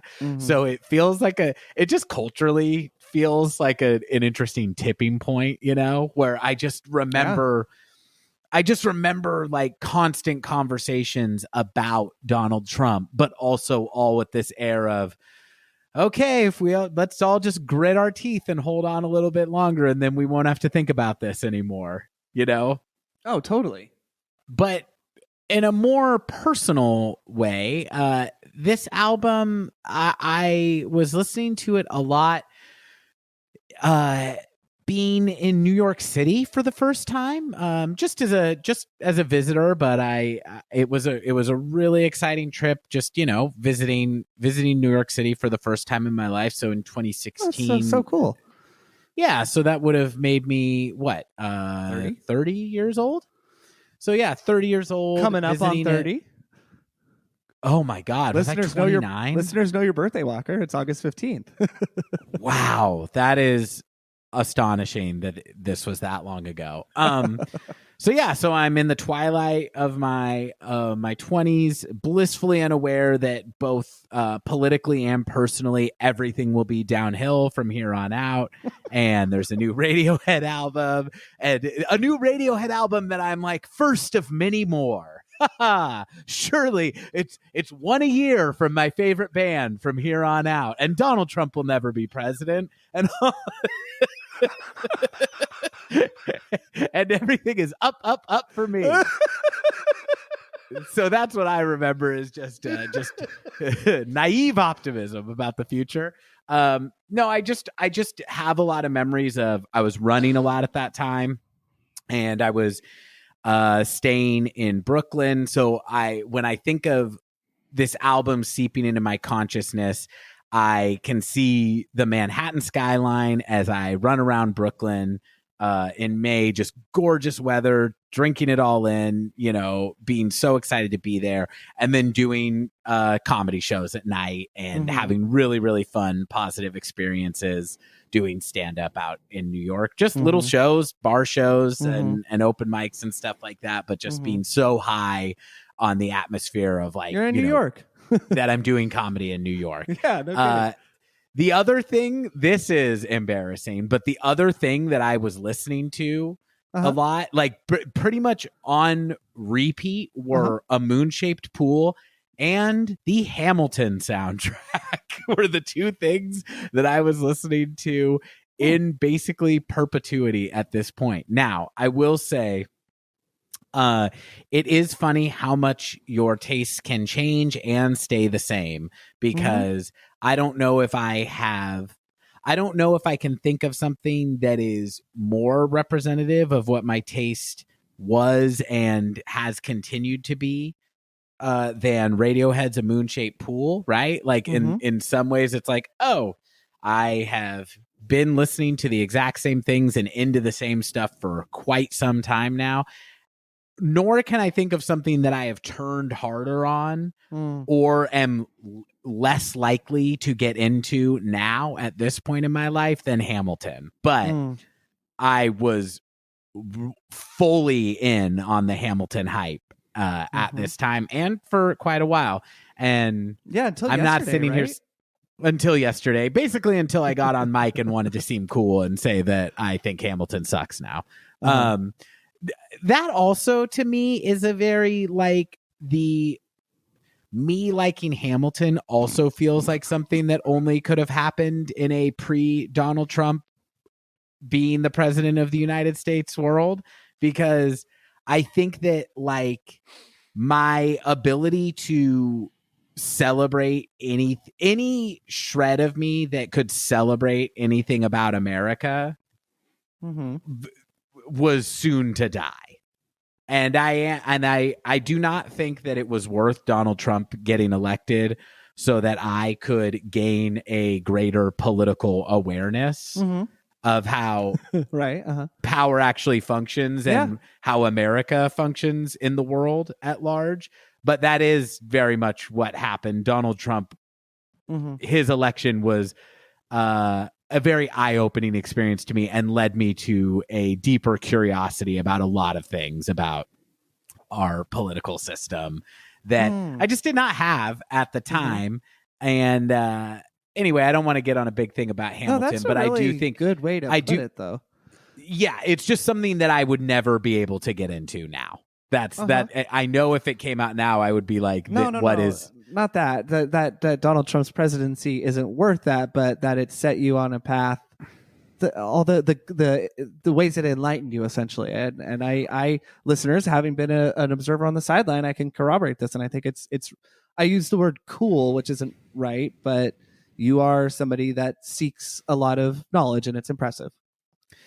Thank you, Zach. Well, I think that it takes what it takes for us to get more engaged. I personally feel more shame than pride that it took the election of Donald Trump for me to have a curiosity about politics or an engagement in it. But whatever, the first thing that like attracted me was actually the Bernie Sanders campaign.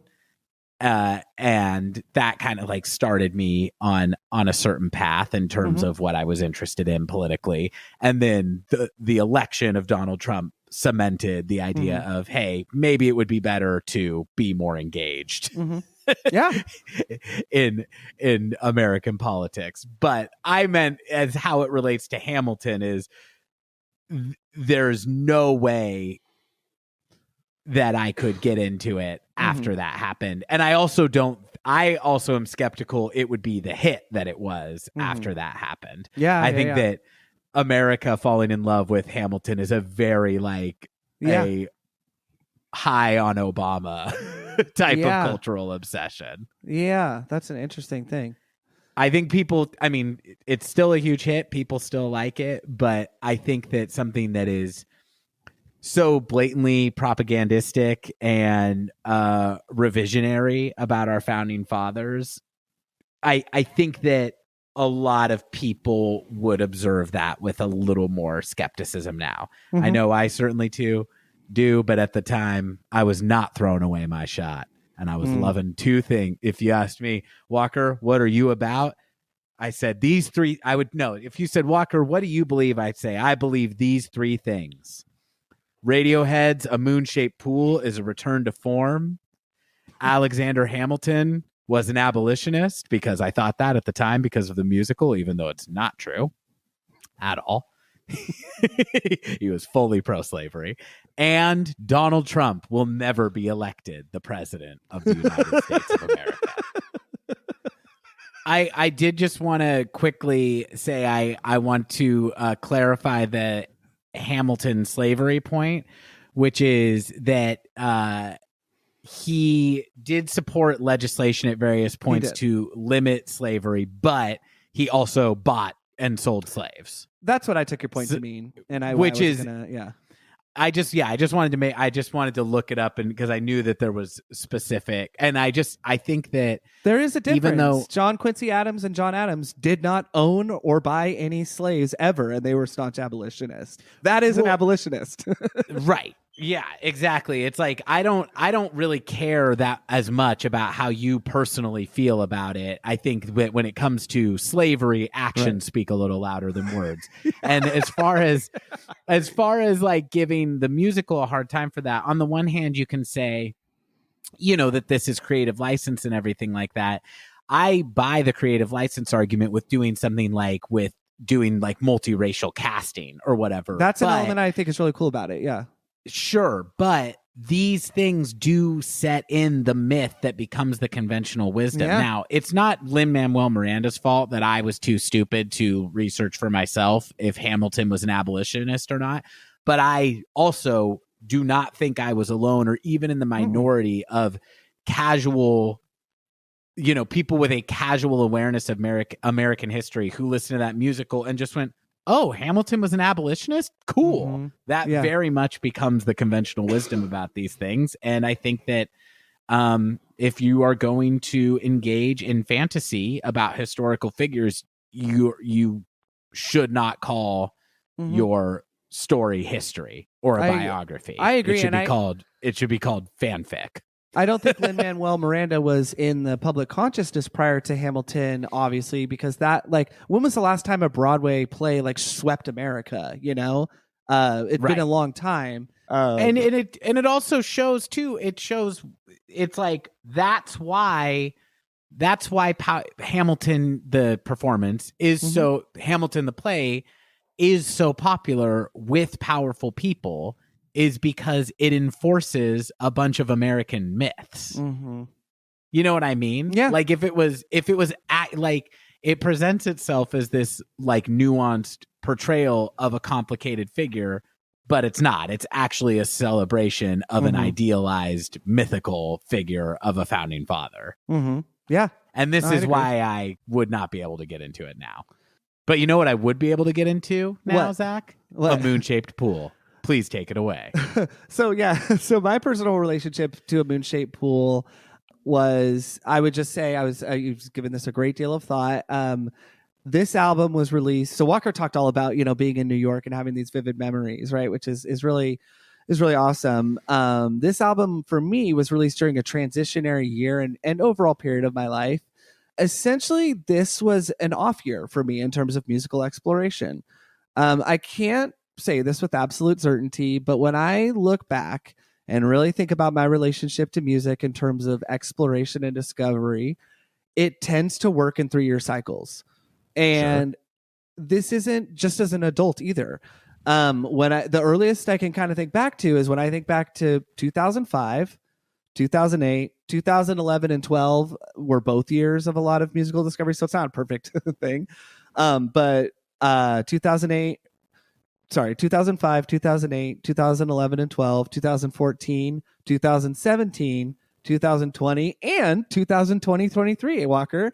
I would say these are the years I can distinctly recall. If I try and think back to 2014, there's a lot of memories, but I know that those are years where like several albums by artists that at the time were wholly new to me and like were a new discovery that I was exploring their discography and was really, really excited about. And just a quick note on like 2005 being sort of like my starting point for that. That 2005 was the first year I experienced what I believe to be like the first time I experienced real depression and heartbreak. And it was also the year I started to learn to play the guitar. So, I mean, it was just I was 16, as much as a 16-year-old could experience that. But I do think it's kind of cool because which I think is a huge amount. Sure. And I think that like that is interesting in context because it speaks to a discussion Walker and I have had off pod recently about whether or not art comes from a place of sadness or happiness. And it's not that it can only be one thing, but it's just interesting for me to think about that. Like, that is the year where I'm like, it's not that I like came online, but it was a really, really tough year. And honestly, a lot of the music that I was listening to in 2005 that made me want to play the guitar is not a ton of stuff I go back to now, except for I really discovered for the second time in my life, but not by mandate, Pink Floyd's Animals that year, which is not a happy album. So this relates to a moon-shaped pool, in that 2016 was not a year in which I was making the mental space or time to dive into a new Radiohead album, or new music overall. Now, I did, of course, on the day of its release, listen to this album in its entirety, and then constantly for the months after its release. But I just mean to say I wasn't seeking new music or really listening to a lot of music at all during the year of 2016. And I'm going to be brief in the why as to why I think this was, because I don't really think listeners will find the Diary of a Middle Class Californian super compelling. But I'll just say, like, 2016 was a year I was exploring other areas of interest in my input. So Walker introduced me to the author Cormac McCarthy. I was reading his books as I took the BART to work every day. Which is the subway system in the Bay Area. Yeah, the Bay Area rapid transit. I had about an hour commute each way, and those books are quite dense. I really got back into graphic novels that year, which is great. I read the whole Preacher series. I was reading a lot of Batman, and the podcast that I've been a fan of since 2009, Stuff You Should Know. I had hit a little lull with them in 2015, and I had a whole year's worth of episode to catch up on. So you got a little obstinate, and you were like, "Don't tell me what I should know." No, I don't know what it was. I think I was listening to a lot of music in 2015. Sure. I guess that would have been 2014. Balance in all things. But yeah. No, I just remember that as anyway. So in 2016, I was also somewhat fresh, to the so-called rat race or whatever. And I was definitely struggling to maintain any sense of balance between work and what my previous areas of passion and interest had been. And this is interesting to me in that my musical exploration and guitar playing really subsided for a time while I adjusted. I think it's a little sad, but I'm glad that balance is something that I have learned. I don't have some crazy high power corporate job, but I do work for a corporation. And when I was beginning this part of my life, I was really struggling to maintain any artistic passion at all. And this is a year that was happening. So that was my relationship at the time. I listened to it a lot. I knew I liked it. I know that whole background was really just about me as a person, but that is to say of what I just described to the sort of it wasn't a numb year. I mean, 2016 was also a great year. I have a lot of distinctly positive memories from that year, but I listened to it a lot because it was the new Radiohead album, and it immediately grabbed me a lot more than The King of Limbs did. And it's been on in the background a lot, like The King of Limbs. I talked about on that episode that it re-sparked my engagement with that album, The King of Limbs. Mm-hmm.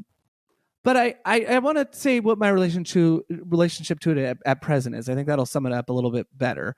Yeah. I feel like I still have yet to reach a point of intimacy in my relationship to this album. And that's not to say I don't find it to be a great album. I just don't think I may be quite ready for a Moonshaped Pool. and again, I have listened to this album so much, pretty consistently since its release, way more than The King of Limbs, I would just say. And I think that the Zach of 2016 and the Zach of 2023 is still filling in the spots in between In Rainbows and A Moonshaped Pool, like in Radiohead context. I find this really incredible, though, because there are really very few things that I can say have held this steady for me over the last 7 years. I certainly recognize the person I was in 2016, and there are other things that have held steady since then. Some really important relationships and stuff, but I've moved. A lot of my worldview has really changed, and I hope evolved for the better. But I'm still grappling with the spots in between, like The Eraser.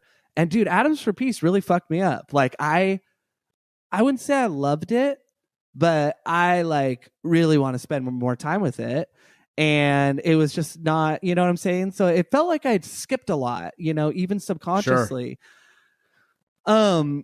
And so for me personally, like I would just say, that is to say, whether it's Atoms for Peace, The Eraser, or other Radiohead stuff, Radiohead have stirred such a fervor and curiosity about music, art, and life in general that I've never felt from another band ever. And we've talked a lot about not necessarily needing to explore the influences of each and every artist we love, whether it's in film or music or whatever.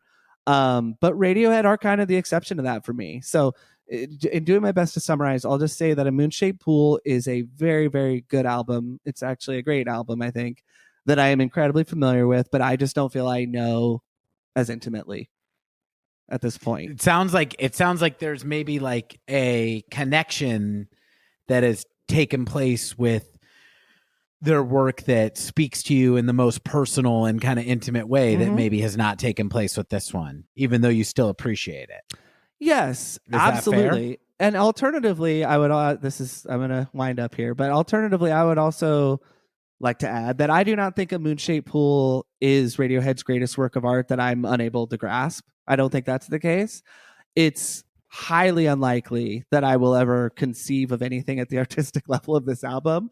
So it's better than anything I will ever think of, is what I mean to say, let alone make. But it does have some problems. Zach, this is really interesting to me because I didn't know that you felt this way. And right. I think that we're going to be kind of inverted on this one as we have been on other albums. So I got to tell you, I'm excited to be sitting where I am for this one, because for me, this album represents a real return to form of the band doing what resonates with me the most. From their bag of tricks, they're doing what I most want them to be doing. It's a real return to form in that way for me as a fan. And I will say there is a point where there were 3 songs on this album that I was kind of so on, that I would now reduce down to 1. And even that one I don't really have a problem with, but I quite love this record. And we'll discuss where it lies in the catalog when we eventually rank all the albums at the end of the season.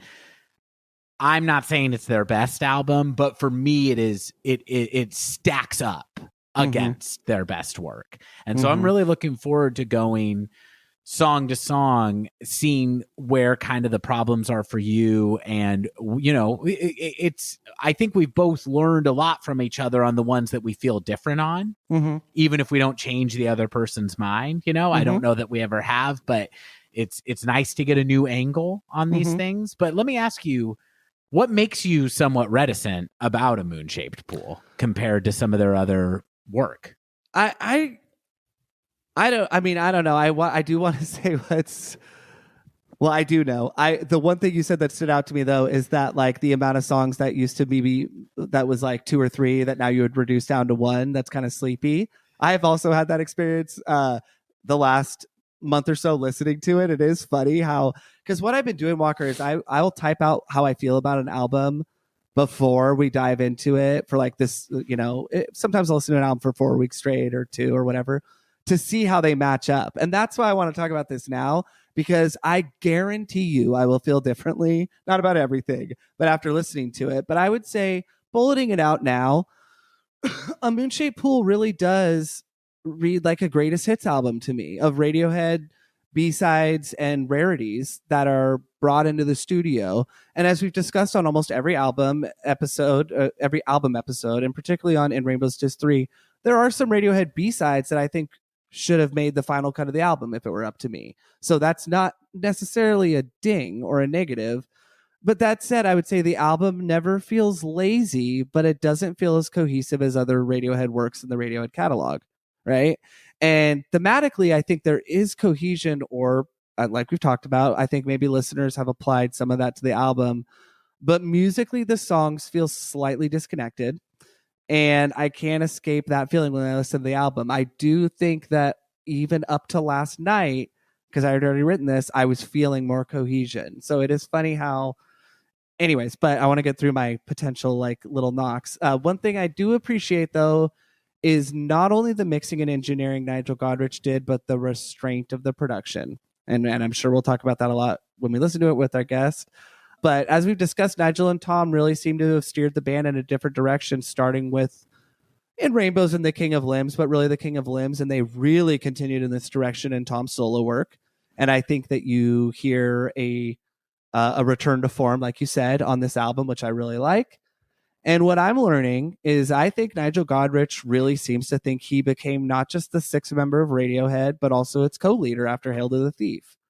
And I'm glad the band started making more decisions, I'm speculating, or had either too much going on for him to overproduce this album.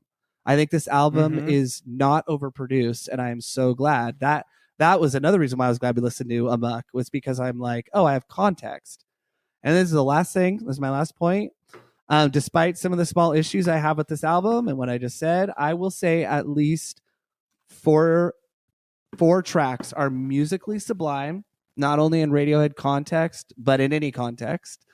And one of my main takeaways from this project, and I'm talking about our podcast, is in studying Hail to the Thief and the King of Limbs with you, and not only just those, but art in general, it reminds me of, do you remember that moment in the movie Into the Wild when I think you've also read the book actually, but where Emil Hirsch's character, the main character, is dying, and he has carved "Happiness is meant to be shared," and I'm going to cry talking about it, into the table. Yeah, that's like what I think this album kind of is, and what like I think Hail to the Thief is, and all that is like. I think I've always listened to A Moon-Shaped Pool alone. And I've never like shared it with anybody. And I think that's why it's kind of this thing where I'm like, I'll listen to it one time and go, wait a second, I love that song, you know? But I think all the albums like leading up to this were like shared experiences. So I think that it'll be really interesting if we keep, you know, most of what I just said, or, you know, whatever that is, like kind of a 50-50 review. I mean, I'll just say now, like this one is like a B+, and like it's a very high album. I don't know where I'd rank it either, but it's not my favorite, and I do have some issues with it.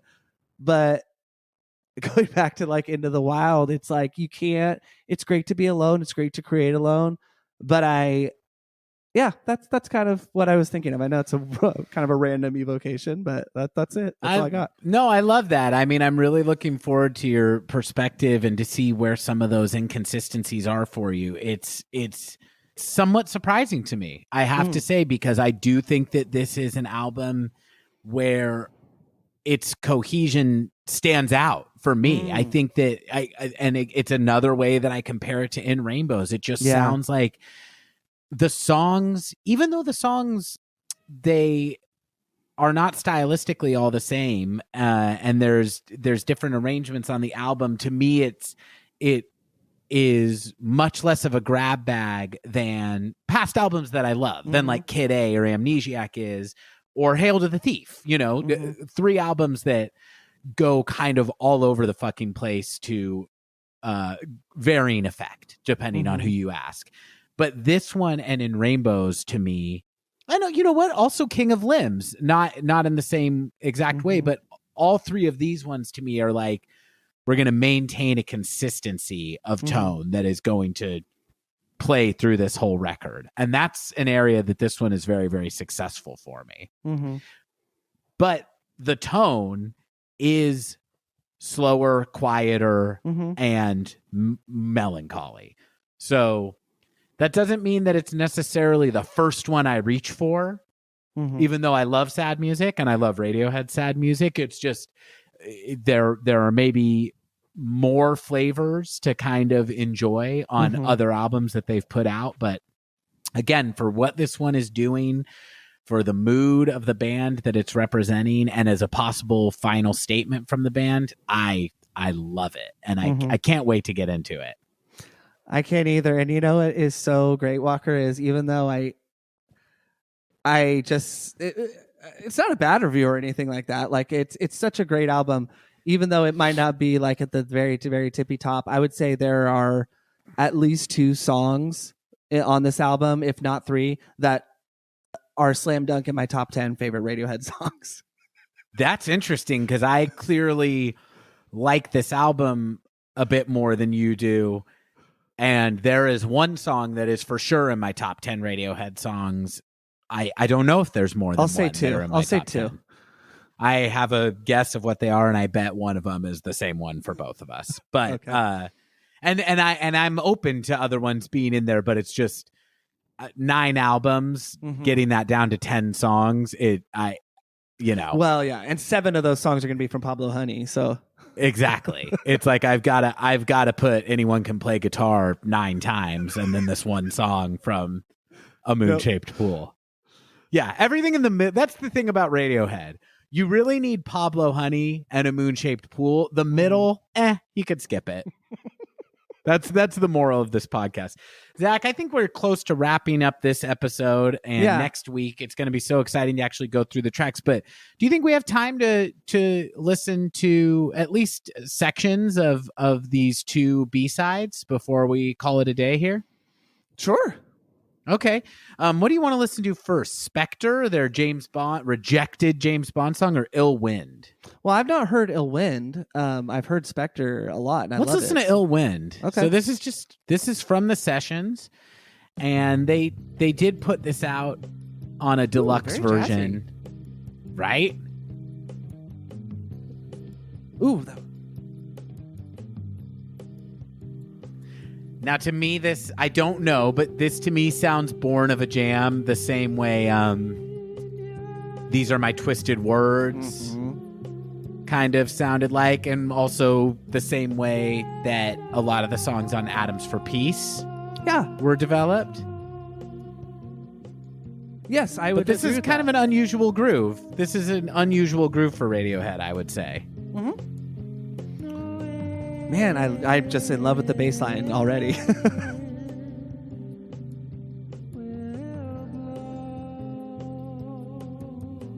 Getting notes of Reckoner as well from this. Particularly in the drum line. Ooh. I like that little fill from Phil. I like this harmony too.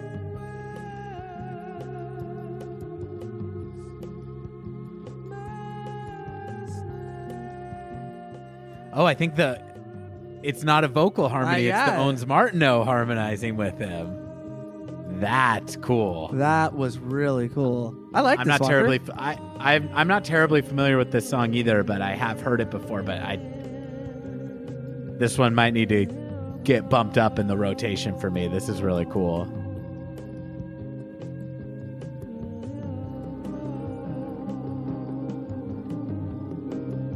Oh, the piano kicking in? Or a synth, rather. Ooh. Oh, fading out the acoustic drums to like an electronic arrangement.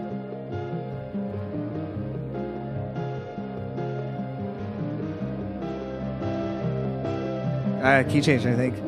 Yep. Sounds like it keeps modulating like full steps. Man, I don't know if that's correct. Do you kind of hear that? Yeah. It sounds like it modulated a full step. I love this. This is like a version of Dollars and Cents that I love. They're totally different statements, but it's just the jazziness of the drums a little bit. Kind of echoey drone of Tom's voice. I don't know if you could hear that at all. No, I very much. I'm going to move on to the next song. Okay. But listeners, that's Ill Wind. And so, for those of you who might be coming to A Moon-Shaped Pool blind, because not all of our listeners are big Radiohead fans. Some of them are more Walker and Zach fans who are finding their way to Radiohead. Now, I'm curious if that's, is that whetting your appetite for A Moon-Shaped Pool? And does that even sound indicative of what A Moon-Shaped Pool sounds like? We will see. You'll have to find out next week. Just want to this is, we just want to wet your beaks, listeners. We are the Black Hand. Fanucci, isn't that his name? Yeah. Everybody pays Fanucci. This is Spectre, the rejected Bond theme. Again, Zach, we talked a lot about Radiohead dealing with loss, and I have to say, this is Radiohead, as big as they've ever been, but also at their most, like, the frailty of their humanity is like the most on display. Mm-hmm. They can't fight Live Nation and receive any sort of reparations for what happened to the man who worked for them, for their employee that they feel responsible, to make things right for his family. They're getting rejected from James Bond themes. I'm relating to Radiohead right now. Yeah, I know how it feels totally to be down and out. This is Spectre.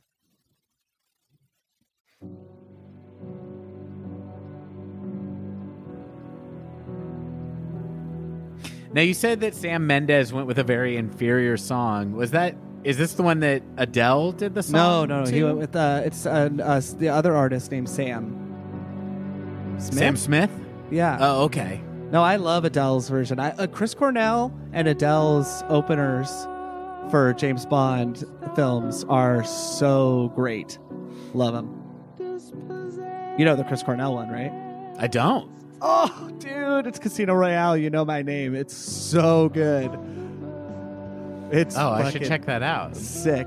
So I don't think we've discussed it on pod, but I'm on a huge Chris Cornell kick right now, both through rediscovering Audioslave, which I loved when they came out as I was a teenager, but really listening to Soundgarden for the first time, and I'm a huge fan. Zach has been preaching the gospel of Soundgarden to me for many years, but I completely missed them all this time, and I was missing out. What a great band. And his vocals are astonishing. Insane. Walker, I love this song. This is a really interesting gateway for me into enjoying Johnny Greenwood's soundtrack work on its own. So I started listening to this whenever it was released. I mean, the movie came out in 2015, but I don't think this rejected theme song maybe hit the internet, or at least hit my consciousness until, this is so good. Until about 2016. Obviously there's vocals, but I started listening to the Phantom Thread soundtrack a lot after I started realizing like I loved this, which is a really cool thing. Not a lot. I will listen to it, frequently. I think this is super rad. I don't give a fuck about James Bond movies. They're not my thing.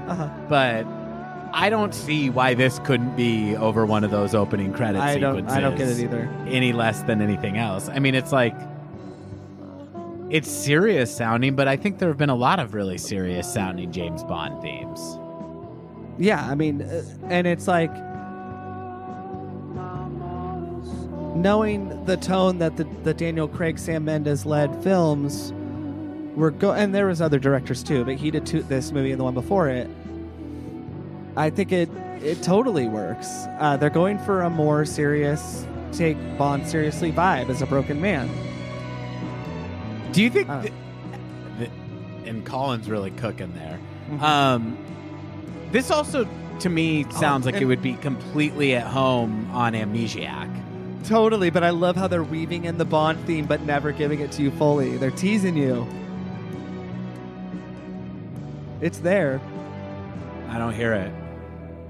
Da-na, da-na, da-na, da-na. They were doing it on the orchestral parts. Da-na, da-na, da-na, da-na. Love it. I think that song's rad, and I think it's their loss. Has anybody else been rejected, had their Bond song rejected? I don't know. I'm Googling rejected Bond songs. Oh, there's quite a few. Oh, okay. Celine Dion. Johnny Cash. There's a lot of really big artists. Johnny Cash let's see. Bond song. Every rejected James Bond theme song. Give me one. So there's Johnny Cash, Dionne Warwick, Shirley Bassey, Julie Rogers, Lorraine Chandler, Alice Cooper, Blondie, Phyllis Hyman, the Pet Shop Boys, Ace of Base, Pulp, Saint Etienne, Swan Lee, Katie Lang, Straw, Shirley Bassey again, Muse, Radiohead, and Skylar Grey. Now that had to be a point of pride for Muse. Can you imagine like the phone call of like, Tom, I guess we really are just the same, aren't we? Both a bit too edgy for the James Bond film franchise. That's a voicemail that he left Tom, because Tom sends Matthew Bellamy's calls straight to voicemail. Another way that was similar. We both got rejected.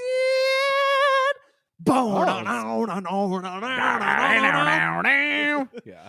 All right. Should we call this before we get to the next? We should. Listeners, very excited to see you next week. To talk with you next week about a moon-shaped pool, track by track, with a really exciting guest. Make sure you tune in. Thank you so much for listening. Remember to tell your friends about the podcast. People are still finding the show, and that just continues to delight Zach and I so much. It's so fun doing this to more and more folks each week. So please rate, review, tell your friends, all that good stuff, and we'll keep making content for you. I have been your host, Walker Glenn. I'm Zach Glenn. We'll see you next week. Bye. Bye-bye. Idiotalk is a Glenn Brothers production. Get in touch with us at idiotalk.podcast@gmail.com or follow us on Instagram at idiotalk.podcast. And thanks for listening to